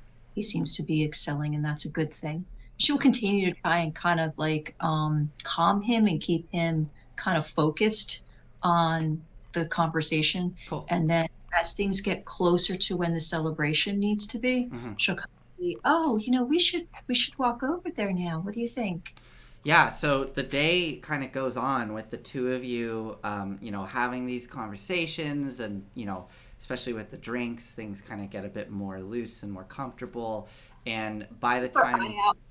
For Scarin, too, just in case you can try to pull anything or come in and be aggressive. Scarin is present throughout the day, not like standing there, but he does what you would expect someone in his position to do. He comes in, he cleans up the dishes, he comes in, he serves you food later on in the day, he brings you drinks, he does all the things you would expect. And, Anders seems to just, like, he's home, so he just, without even thinking, takes the food, takes the drink, all that stuff. Nothing nefarious happens, or you don't notice anything, off. It is definitely later in the day as the sun is starting to go down when you're getting ready to go off to the party. And yeah, if you just stay there for the day with Anders, talking with him, getting to know him, and doing all that, nothing really happens. There's no assassination attempts or anything like that. Yeah, I was going to say, sometimes that happens when you're on an adventure. I am his bodyguard right now. Yeah.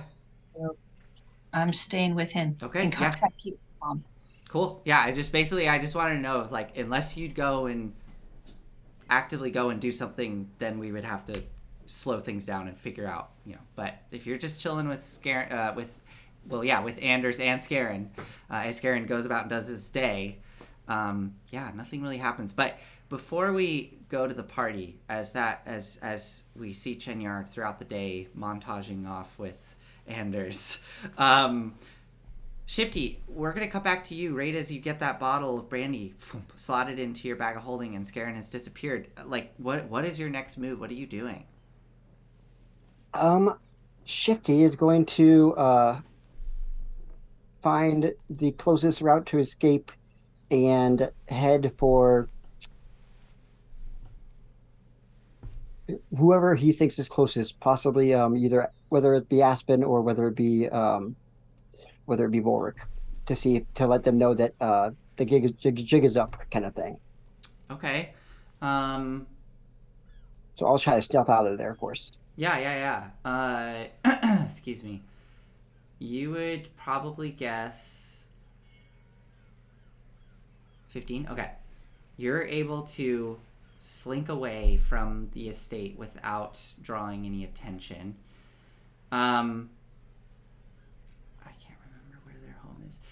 You would probably guess that the closest person would probably be Volric, because Volric was gonna be at Eleander's home, whereas Aspen and Aize would be on the other side of Saltmarsh going towards Keladek's Tower, which is on the far southern side of Saltmarsh. So yeah, it's kind of up to you. Yep, I'm running right towards Volric then to let him know that. Oh wait, I'm so sorry, I misspoke.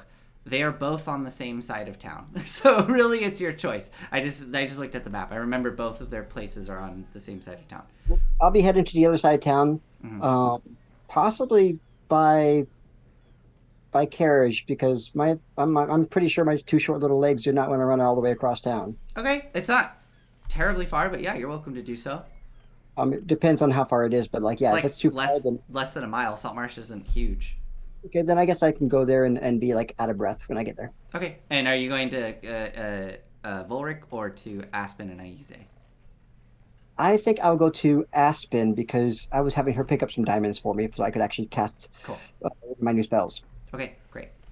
You go scuttling off into town to go meet up with them, which does take us to Aspen and Aize have just finished at the Merchants of Joaquin and are walking up the hill towards Keladek's tower, which you can see is kind of at the apex of the hill. It has this very strange sort of twist in it that kind of comes to a sharp point, almost like a large tooth coming out of the ground, and it's made of a dark stone. You don't actually see any windows or doors on this structure that rises up before you. And it's about 3 stories tall, so it's not a massive tower, but it's probably the tallest building in Saltmarsh, as Saltmarsh doesn't have like a big skyline by any means. And then obviously being on top of the hill itself kind of makes it feel even bigger than it is. But what do the two of you do as you get to the base of the tower? I looked at Aize. I mean, I'm supposed to go out on a date with him. If maybe I can try to convince him to come to this party, we'll finally be able to see him.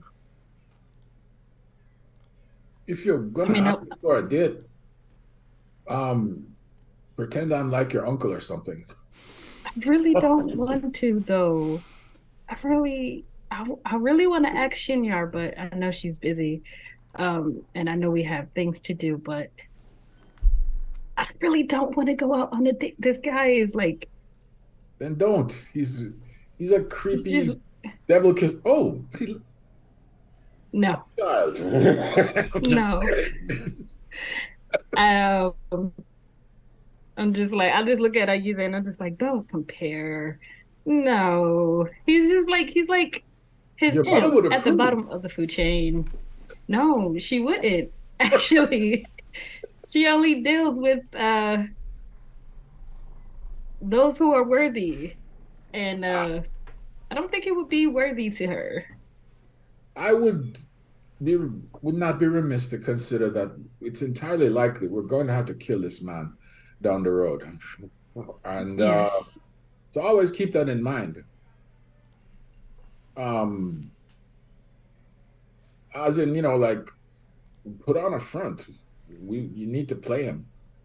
Right? I certainly can't. And if you play him, then we'll get the information we need. All we need to know is who hired him, or under whose orders did he order the assassination? And if not, why did he do it?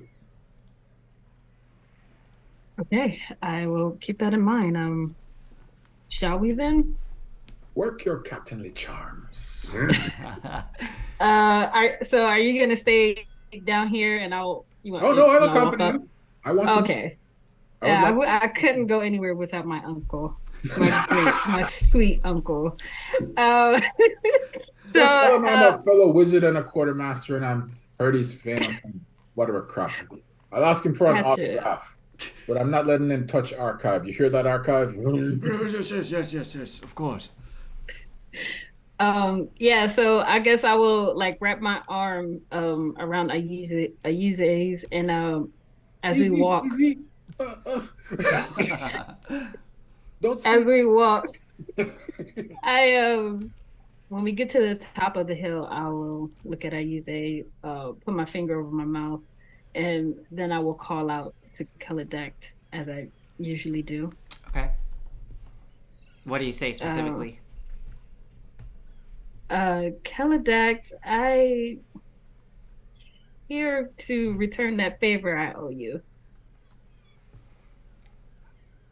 There's like less than a beat that goes by when you suddenly hear the voice. Really? The one that we had talked about where you and I have some time together. Also, who's your friend?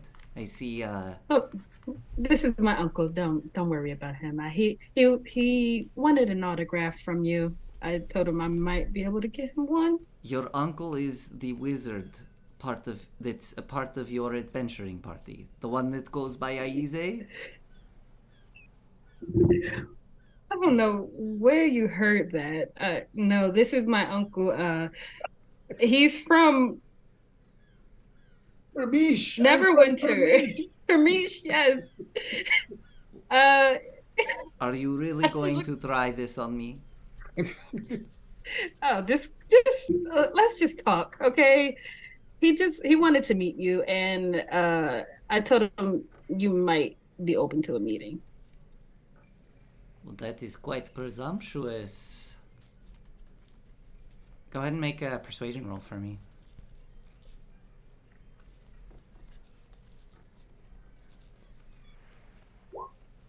15. 15? Okay.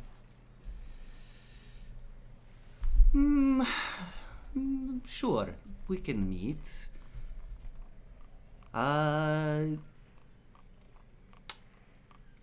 Is this something you want to do right this moment?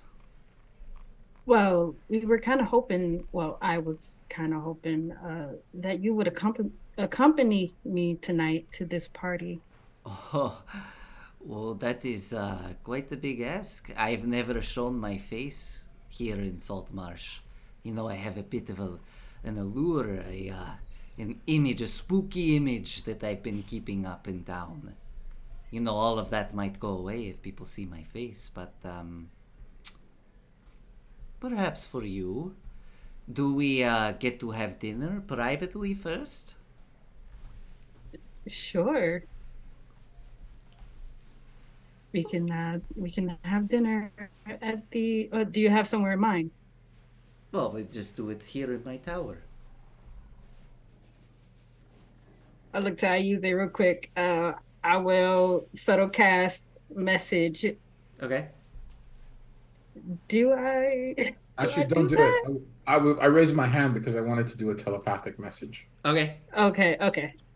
Yeah, what do you say, Aize? I mean, also, by the way, Aize, this is all basically the message spell to Aspen, so you aren't hearing this conversation. But yeah, you can make that Okay. telepathic connection.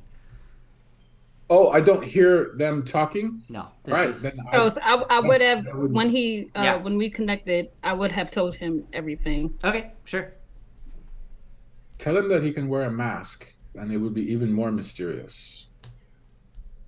Perhaps you should wear a mask, and that way you don't have to reveal yourself tonight. Oh, well, I It'll be mean, more mysterious. I could wear a mask, or I could, use some magic that's like a mask. But yes, that's not a bad idea. So, and I will look at Ayuze. So, dinner at his place. I'm just. Do I do that? Work him! And then... I just look at Ayuze. I was like, I'm a little out of my comfort zone here. All right. Hold on. If you're out, telepathically anyway, if you're outside your comfort zone, just say no. And but the dinner alone, I could see that being a little bit uncomfortable. But in a public place, like the party, that's acceptable. He wants to do it privately, maybe at the empty net. Tell him that you'll go with him for dinner after the party. Okay. Yeah, so I will back to Keladak. I will say, well, let's compromise for a bit. I will go to dinner with you. We can have a private dinner, but only after the party. Make another persuasion roll for me.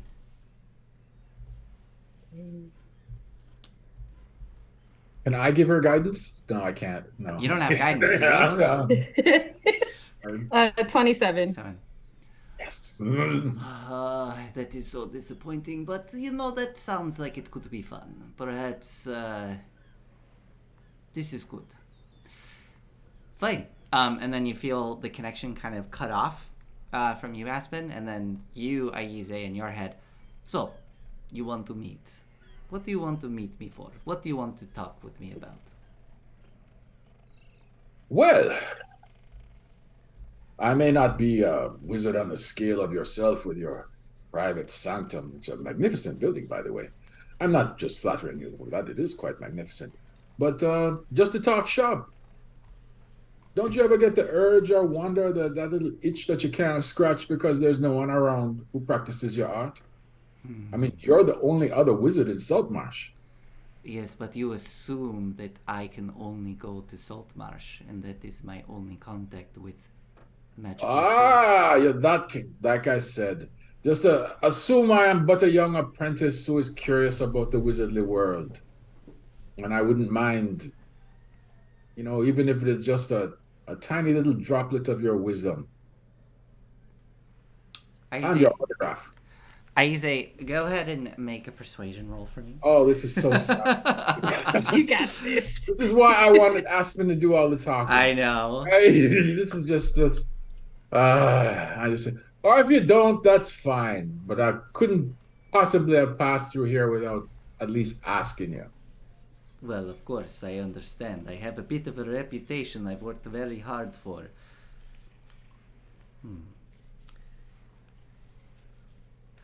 I'll tell you what.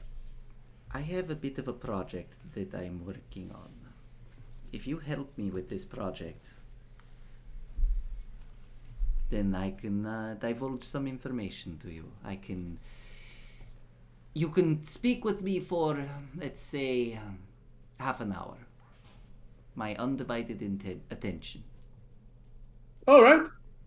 I'm curious about what the project is. I'm trying to develop. Are you familiar with the Yes. locate creature spell? Yes. Right, okay. I'm trying to develop something that can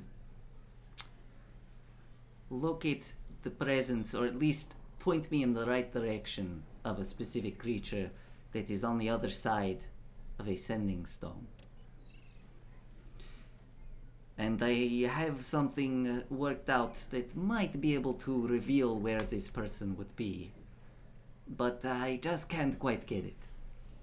Is the sending stone extra planar, or is it on the same thing? I'm not entirely certain. I'm pretty confident, though, that in most cases, it is the individual on the other side is within our plane of existence.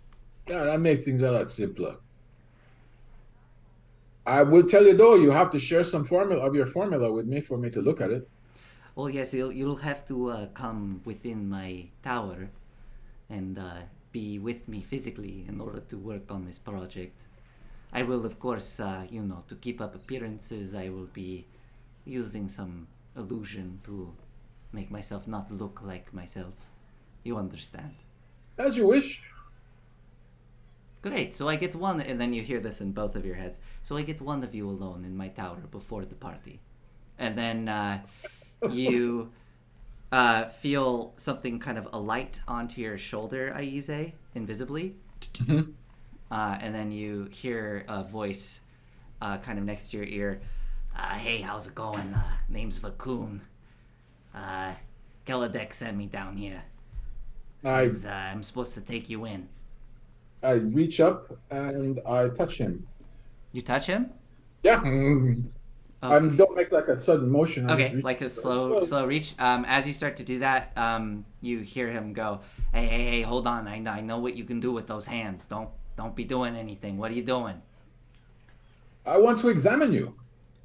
That's wild. I've never had anyone. You want to... if you know anything about me, you know I'm good authority. If strange magical creatures come near me, I've never had somebody that willingly wanted to touch me. Like, okay, go for it. All right.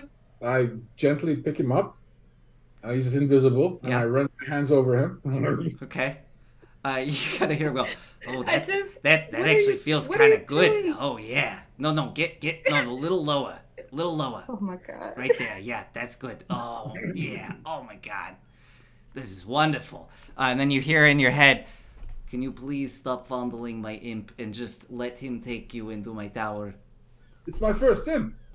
Yes, well, you can get to know him a bit more in the tower. And then you hear him go, please, step up to the base of the tower. as you step up to the base, Aspen, you hear him say, "All right, now you see the stone directly in front of you. Reach your hand out. Just follow Vakun. Vakun will help you." And Vakun goes, "Yeah, all right, here, I'm going to grab your hand." And he kind of pulls your hand towards the wall, towards a specific stone. Do you let him do it? Yeah, I tell Aspen, don't worry about me. I'm lucky. As Aize says, "Don't worry about me," you watch as the little imp with your basically no strength pulls you, Aize, into the wall as it just kind of... and you just disappear into the base of the tower. Okay. Okay, at this moment, as you disappear into the tower, Aize, Aspen, you hear feet running up behind you, and Shifty, you out of breath, see Aspen standing there at the base of the tower. What do you do, Shifty? He saw me. He actually saw me. I'm losing my touch. Aspie, I got the bottle, but that thing Okay, is... hold on. Slow down. Catch your breath. Who saw you? That butler. I don't think it's a butler. It's so creepy. It just gives me the creeps. I was quieter than a mouse, and I did the thing perfectly. Next thing I know is as I'm bringing this bottle down, like nobody was there, nobody was around. I made not even a scratch, not a noise. Next thing I know, this face appears above from the window I was taking this bottle from, and he just looks me right in. He knew exactly where I was. He knew exactly, like that's not normal. That's not normal. And he knows it's me. Okay, calm down. This is scary. Shinyar is still in there. Oh, okay, so, all right. Did you get those? Did you get those diamonds? Because I think I might need them pretty soon. I'll hand you the diamonds. All right, give me a second, and I will cast message to Aize and let him know that we are going to get Shinyar. Does message have anything about being blocked by specific stuff? Believe so. Yes. Hold on. Give me a second. Oh wait, you know what? Actually, I'm realizing it would work fine because of as long as they're within 120 feet and generally where they are. Yeah. Okay. All right. So you cast it, and unless of course that's in the pocket dimension inside the tower. Actually, that is a good point. Yeah. Yeah. So you cast message towards Aize, and it does not go through. I'm just okay.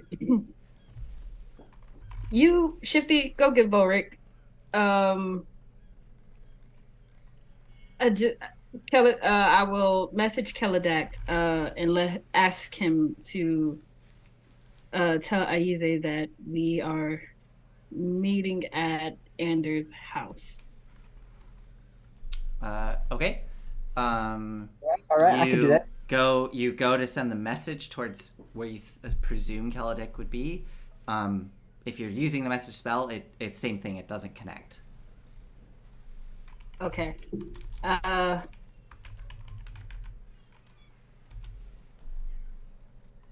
just looked up something on telepathy. I have to see the person in order to make telepathic contact with them. Okay. I didn't realize that. That's good to know. Yeah, I can't do anything for Aize right now, so he said not to worry. I'm not worried. We're gonna go get Shinyar. Okay. Just great. Yeah. All right. So the two of you are gonna rush back to Shinyar? We're gonna find Volric first, I think. Volric. Okay, cool. So the two of you head towards Eleander's home.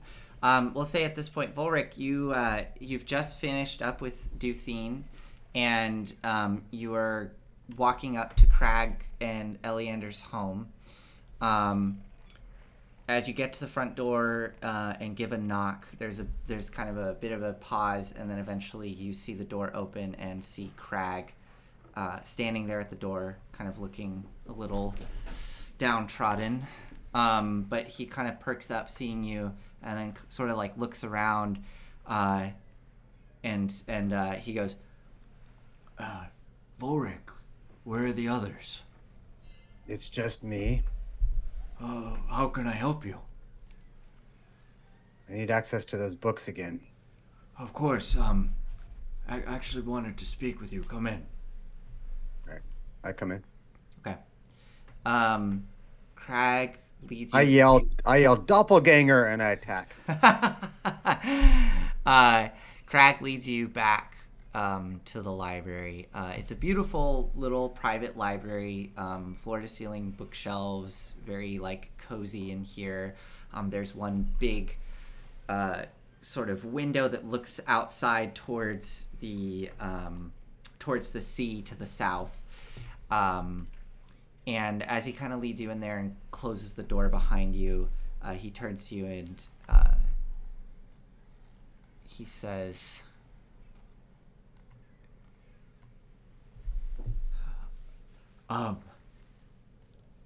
Something hasn't been sitting right with me, and I was hoping to maybe speak with one of you, of your party.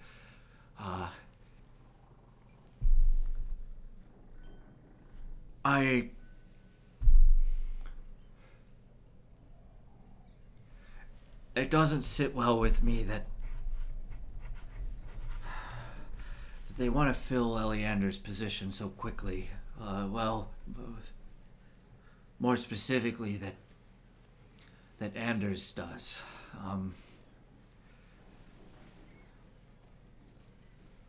I saw something a while back that I didn't think anything of it, but with Eleander being gone like this so suddenly, and as you said, that he was assassinated, it kind of floated back, this memory. As you know, I work up at the graveyard on the bluffs, overlooking Crabber's Cove. I know you're not. It's been a while since you've been here, and perhaps when you were here, Crabber's Cove was still operational, but it's been long abandoned for years now. Just a ruin, really, a collection of buildings, old dusty warehouses. One evening I saw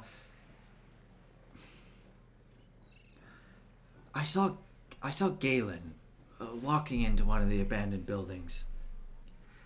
But the thing that doesn't sit right with me is that I never saw him leave. I saw him. You saw someone leave, though, didn't you? I saw two people leave. I saw a smaller humanoid leave. Maybe gnome or halfling. And then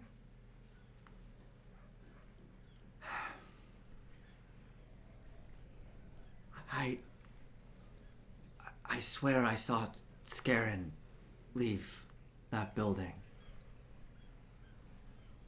Can I do an insight roll to see how, based on my 3 times I think I've met him now, how steadfast he is? Because I want to tell him something, but I don't want, if he's kind of a loose lip kind of personality. For Crag? Yeah, go ahead and make an insight check. I mean, you've only met him maybe 3 times now? Yeah. Yeah, I mean, you're not entirely certain, right? I'm going to leave this kind of up to you, okay, Volric, to decide. You don't know. Right. Okay. Greg, I'll be honest. If I tell you something, I don't know where that information may go. But what you told me does lead me to my suspicions.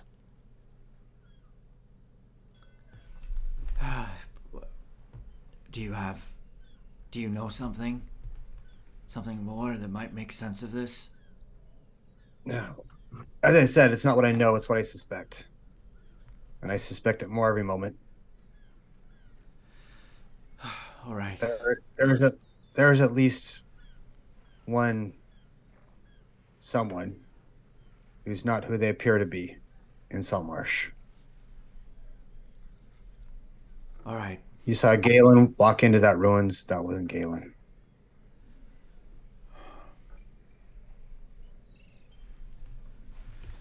Well, I had to get that off my chest, not in front of everyone. Seems like it just seems like nothing's safe right now. Well, if you want to find the murderer of your husband, these are the things you need to tell me or the rest of my group. You hear a sudden knock at the door, and he kind of jolts. Shifty and Aspen, you've just arrived at Eliander's and are waiting outside. Are you guys? Sorry, I guess I assumed you knocked. I would assume you would knock, or are you just gonna bust in? What was your? No, we not. Okay. So Volric, Crag, kind of nervously, like, kind of turns to you and goes, Sorry, let me go get the door. Do you mind coming with me? I was going to. Okay, thank you. and he heads over and opens the door. I have a hand. You have your hand on your sword. Opens the door, and you see your companions there, Shifty and Aspen. I again yell doppelganger, and I stab Shifty in the face. Vorik, we need to talk. Shifty has found out some more information for us about Scarin. That guy's not natural. Not natural at all, you know. Yeah, he was just like, I was doing what I do, and I was doing it really well. Nobody could have heard me. Nobody could have seen me. And next thing I know, this face looks right down at me. He like knew exactly where I was. And I was hidden. He knew exactly where I was and looked me right in the eyes, like he knew where I was this whole time. And then he just creeped back inside the building. Yeah, I was gonna say, can I, like, as Shifty is explaining this, can I look around to see if anybody is listening? Sure, make a perception roll as you all get shuffled inside.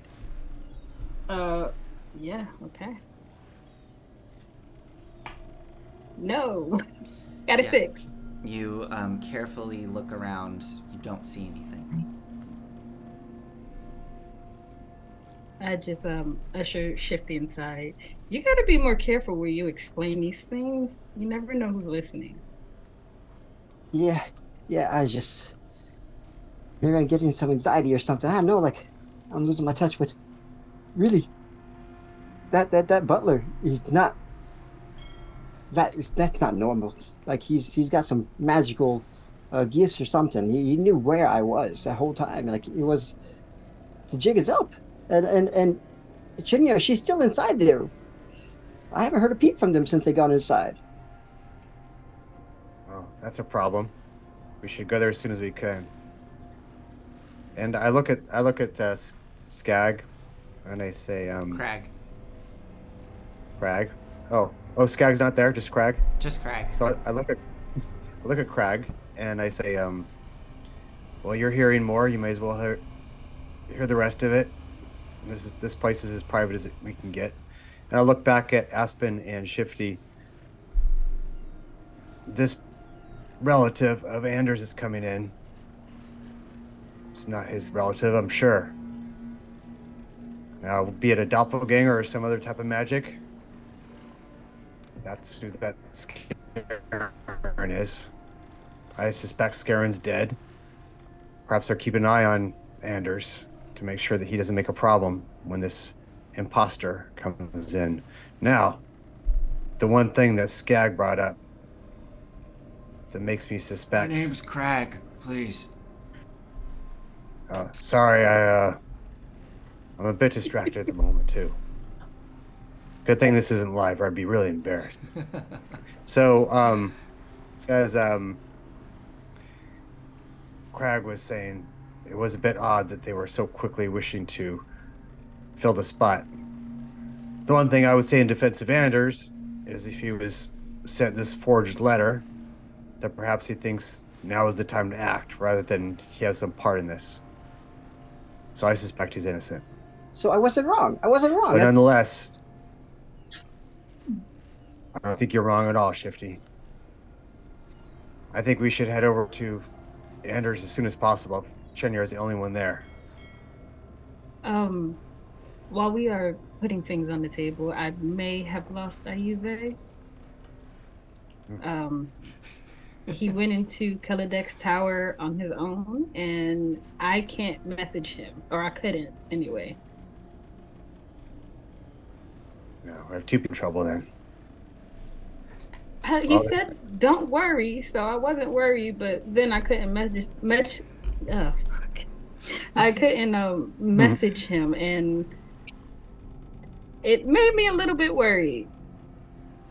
Well, there's three of us, and I look at Scalor, Yeah, Crag. and I say, Crag, Oh, yeah. we need help. I almost thought my name was Skag for a minute. I love this. All right. So sorry, you asked for his help. What, of course, what can I do? Armor up, grab a weapon. Oh, I'm not a fighter, but okay.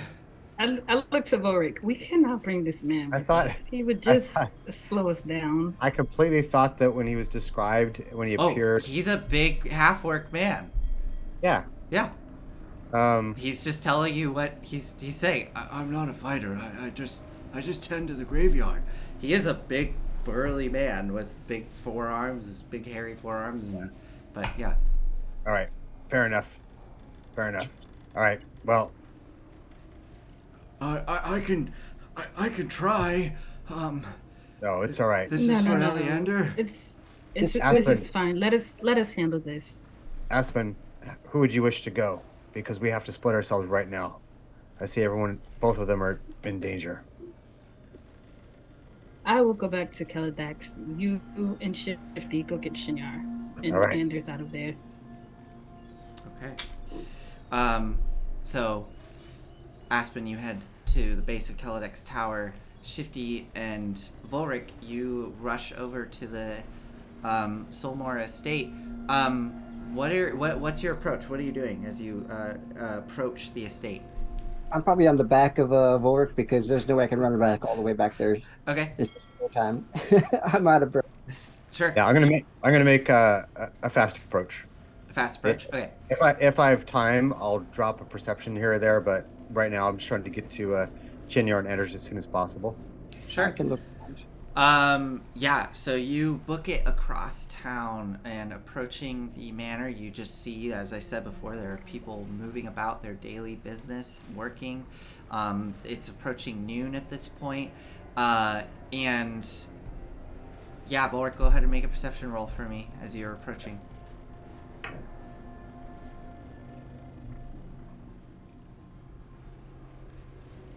Oh, figures. An 8? Okay. I rolled a 2. Yeah. Okay. Yeah, in your rush to get up, you don't notice anything in particular. You see the Did I front. need to see anything? Sorry. You can make a perception roll. Go for it. As you're both looking around. Come on, Shifty. Yeah, here we go. Yeah, you know I've been looking around. I've been looking all over the place. I've been looking here, there, up and down. Okay, never mind. 7. Okay. Yeah, you're both very intent on getting there as quickly as possible. You're not noticing anything out of the ordinary. But how are you entering the Solmore estate? I'm gonna go. You saw me through that window, right there on the second floor. Is there an open window on the second floor? No, you look up and you see like the second floor has multiple windows, but as he points to the one that he was talking about, I mean, there's a window there. Like, it's closed at the moment. I have two potions of gaseous form. Maybe we can go in there. Last what did you say, like an hour or something? Potion of gaseous form. Yeah, we could just go right inside and like a cloud Oh, you'll be missed. in the mist of the night or the day. Or Look at those facial expressions. too much. I just saw hands on foreheads, heads tilting back, hands over mouths. That was beautiful. So Anyway, I say we just knock on the door. Okay. I guess we could do that too. Maybe we should change the bottle here, and you could chastise me or something. Perfect. I grab him by the scruff of his shirt, and I look for his. I don't have I look another. for his consent. I look for his consent to grab him by the scruff of the shirt. Do you, Yes. Jifty, do you consent to this? Are you consenting to my violence? I don't have another bottle yet. Oh. Well. Okay, we don't have time for this. Okay, then just tell them I drank it, and then I'll drink it, and then I. Okay. Fair enough. All All right. I bang on the door and I have Scruffy. I have Scruffy by the shifty of his neck. Yeah. Okay. Cool. Chenyar, you're like probably have just finished lunch. You're enjoying, tea and some sparkling wine. With Anders, when you hear out by the front door this big heavy slamming, and Anders kind of sits up looking a bit concerned and sort of leans out of the dining room to look down the hall. Were you expecting company? No, I wasn't. Scarin, do you mind? There's a long wait, and then Scarin, you see Scarin If there's a come little down bit the of stairs. a wait, what I'll do is I'll kind of like get up and move to the door. Oh, I can get it, but what I'm really doing is looking to see where he's coming from. Sure. Yeah, I mean... I want to see, because he was delayed, I want to see where the heck he was, but I'll kind of like get up and I'll do a little skip, like it's so unclassic of me. Sure. And go, oh, I can get it for you. But Yeah. I'm looking to see where he's coming from. Sure. You don't need a perception roll for this, because as you go skipping down the hall and say, I'll get it for you, you look over and you can just see he's coming from upstairs. He seemed to have been somewhere in the house upstairs. He kind of... He stops and lets you get the door. So you open the door, and you see at the front door Volric holding Shifty by the scruff of the neck. I won't do it again. My eyes will go wide and I'll go, oh, hi, guys. What you doing? I did You something come to bring us bad. to the party later? Say, where's Anders? Where's the butler? Oh, him and I have been having a nice lunch and tea. It's been so nice and grand. I've been treated like a little princess here, Ulrich. I love this assignment. Anders comes up from behind and goes, oh, hi. What's going on here? Okay, I message Chenyar, and I say, the butler is no butler. She'll say, yeah, I kind of figured that, but we're trying to play it cool. Nothing's happened. Everything's fine right now. What's going on? That's what I'll say, like, back. Yeah. Mm-hmm. Mm-hmm. I say, we're gonna make him talk, because this is not the butler. All bets are off. Don't need to be nice. Are you sure that's wise? Okay. What? I think Anders is going to have a problem with this if I it's... won't do it again. There's no chance that this is the butler. Okay. You spotted one of the most stealthy and most... I don't know, whatever words. I'm having trouble with words today. I whisper, Ulrich. Anders goes, what is happening? Are you everything okay? We're kind of just standing here. Where's our Are butler? you playing a joke? Volric, you're looking for the butler? Yep. You look over the shoulder and you don't see the butler anywhere. Okay. I walk in You with gonna put me one down? Shifty with me, and I say Shifty here has to apologize. Oh, And I look, Oh, no. what's wrong? I I say, What have needs you to been up apologize. to now, Shifty? And I she'll, didn't- like, fine. It wasn't. He needs to apologize to all of you. I say, where's your butler? I don't know. Scarin? Scarin? I guess it puts me down. I'm sorry. I can go get him. He must be upstairs doing some chores. I'll look. Quick perception roll. Do I hear anything that tells me where Scarin is? Sure. Go ahead and make a perception roll. Because I was trying to keep eyes on him. Mm-hmm.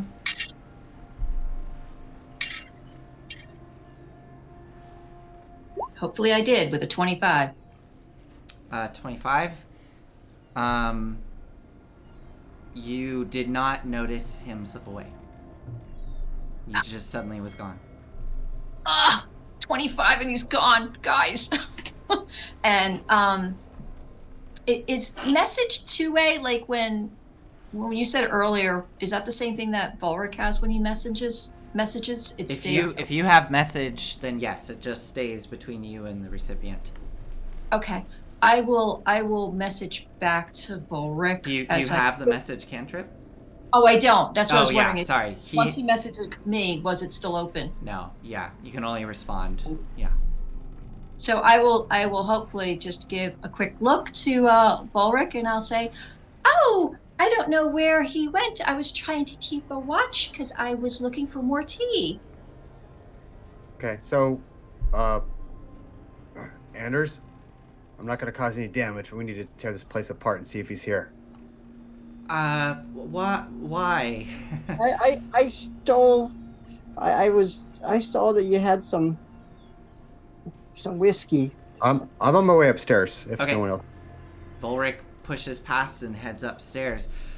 My Anders, duty is to protect Anders, so I'm Okay. staying with Anders right now. Anders turns to you, Volric, going upstairs. He goes, Volric, please, can you explain what's happening to me right now? Later. You have to trust me. Okay. Sure. Okay. Make a persuasion roll for me, Volric. Okay. No, it's intimidation. You have to trust me. Oh, I mean, yeah, if you want to be intimidating, go for it.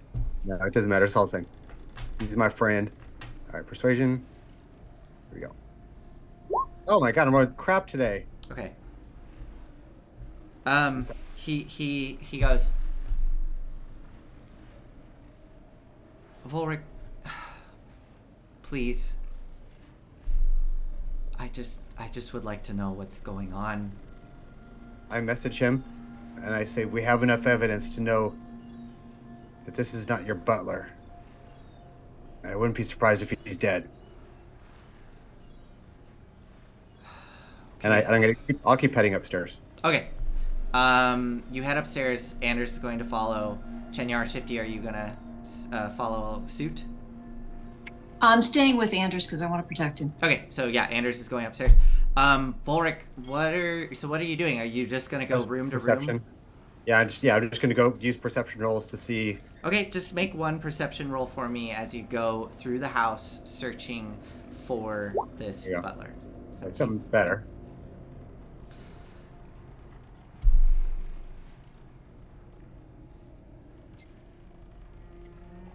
You see it? Yeah, I do. You should get the battle map out.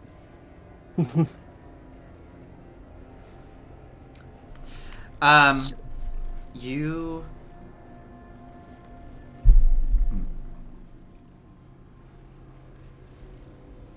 You go searching.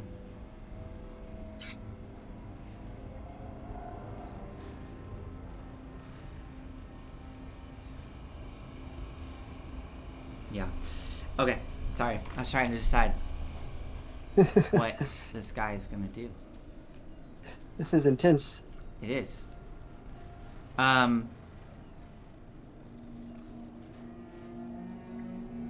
You go searching room to room, and you come to the end of a hall where you can see there's the what appears to be like a large washroom, and as you open the door and look inside, you can hear the sloshing of water, and you see that Anders is there, like washing clothes on like a washboard, and then turns at the sound of you coming in.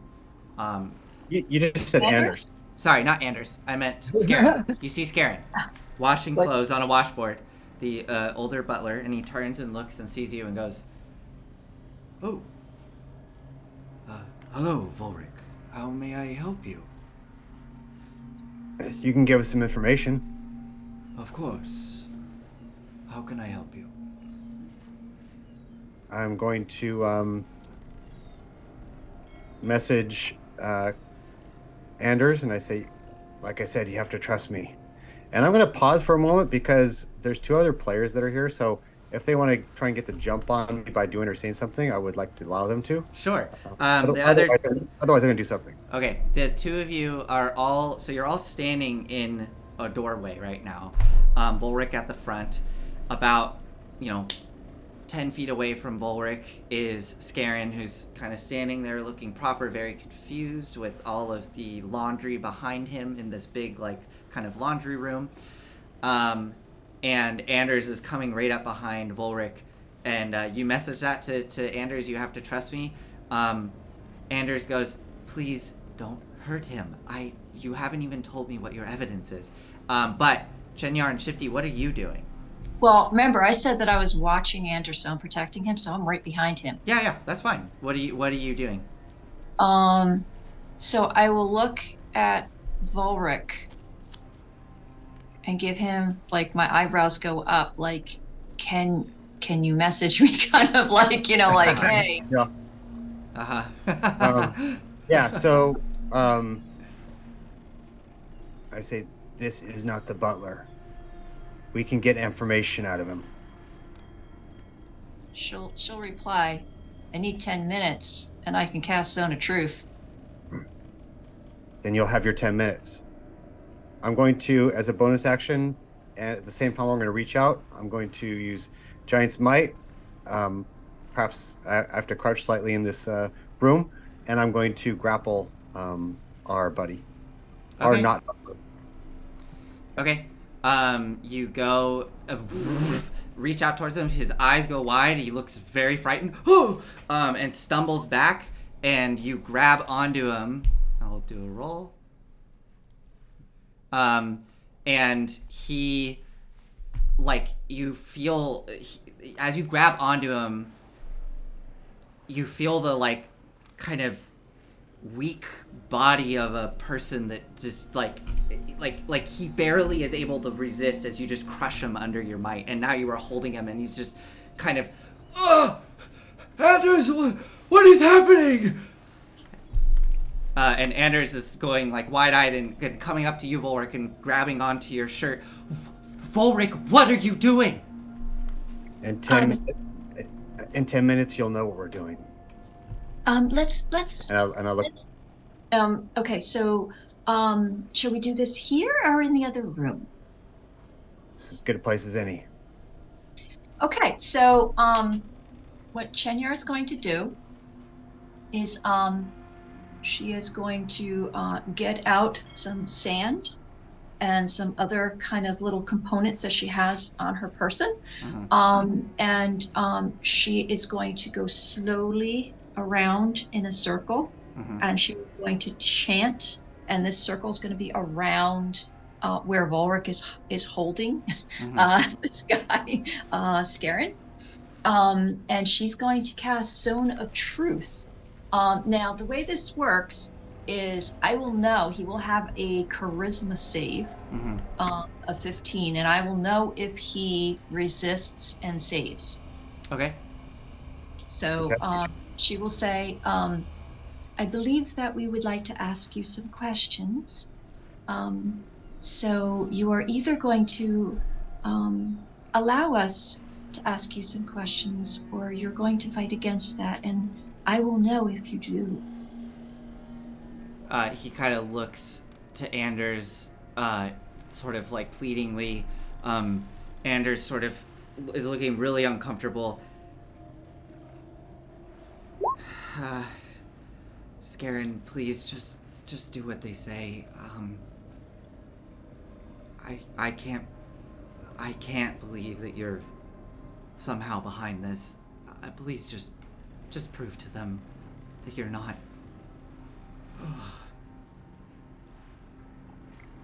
Of course, sir. Of course. Okay, so you cast Zone of Truth, and as the spell releases, he will choose to fail his save. Okay, so it lasts for 10 minutes. So she will look at him, and she will say, did you have anything to do with Eleander's murder?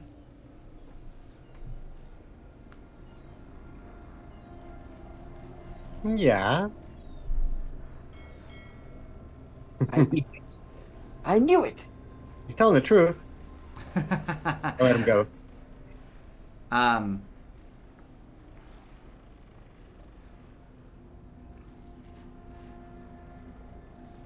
he locks eyes with you.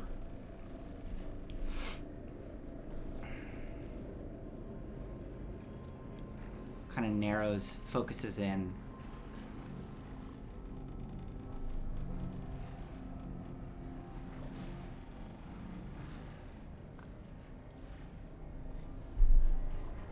Volric Make a saving throw. does a. I have armor class 20. You have armor class 20? Okay, so does a 25 hit? Actually, I take it back. Maybe it might not be 20. Hold on. It is. Oh, it is. So- Oh, it's So a 25 to hit. absolutely hits me. He narrows his eyes, looking at you, and you suddenly see the cold expression return that you saw when you first came here. And he says, "God's damn it, yes." And with lightning speed, just right into Volric's neck with a tiny little dagger. Volric, this is a sneak attack. It is assassinate, so it is a critical hit because you are a surprised creature. Remember, I have my special sentinel. You have the But best that power. cancels. Does it cancel critical hits or only natural 20s? This is Let not a me go take natural a look. 20. This Let is me go take a look. Let me This take is a a look. special assassinate ability. I may not be able to stop this, but let me just read it real quick. It's and an then assassinate ability where surprise creatures or I'll read it to you. Yeah, go ahead. I'll read it to you. It says, as a reaction, Mm-hmm. when you or a creature you can see within 30 feet suffers a critical hit, you can turn that hit into a normal hit. Any effects triggered by a critical hit are canceled. You can use this feature plus 4 times during a long rest. So Right. can I use it as the question? Best friend ever. It's a Yeah. natural ability. I'm not sure. I'll let the No, DM it is. It is a critical hit. So, creature. If the creature scores a hit against a surprise creature, it is a critical hit. But it is a critical hit, and you're all looking at him, so you can see it. So yeah, you can cancel the critical hit. So Volric, you will take. uses. Okay, so I'm gonna break this down. Okay, so you take 6 points of piercing from the dagger into the side of your neck. So that's 3. And then you take, as you feel the poison course through you, I need you to make a con save. Right. You that fail won't do your it. con save, so you take 28 points of poison damage as that courses through you. And then you take 13 points of sneak attack damage. And that was his first strike with a, and then he goes in for the second. It's What's too that? quick. I try to do math here real quick. So 72 minus 28 is it's like 46. Wait, how much was it? 28? So 6 points piercing. Yep. 28 points poison, and 13 points from the 44, sneak attack. okay. And the I got sneak it. attack damage is just sneak attack damage. It's not like piercing or whatever. So Okay, so okay. So I have 33 left. Okay. okay. And then the second attack comes in. I don't know if he gets advantage on this as well. If it's a surprise round, I think he does. I can't remember. I think that's how it works. I'll go with your DM's call. Okay, I'm gonna say yes. That's how I've always treated it with players when players get surprised. So, Why do you keep dying? Yeah, I think with this surprise round, he gets to attack once for free, and then we roll initiative, right? yeah. that So works? he gets multi attack. This is his attack. So, also sorry, that was actually a. It's the ability of the assassinate ability. That's a 23 to hit with that roll, but let's see with advantage if he gets the critical. He doesn't. Okay, so 23 to hit Volric, Yep. Okay, so then you take another 7 points of piercing, and I need you to make another con save. 30. Okay, 30 left. Okay. Let's try and make a save for once, man. My rolls have been boo-boo today. Here we go. Come on. 22, baby. Okay, so you take half that poison damage. Okay. Whatever 23 halved is, 11. 19 left. Okay. So that was his turn, and we are at 9 o'clock here. So as he stabs you twice in the throat, we will come back to this next time and see what happens. What a cliffhanger! Oh my god! Well- But what was the second damage? What was that? What was the second damage from the second?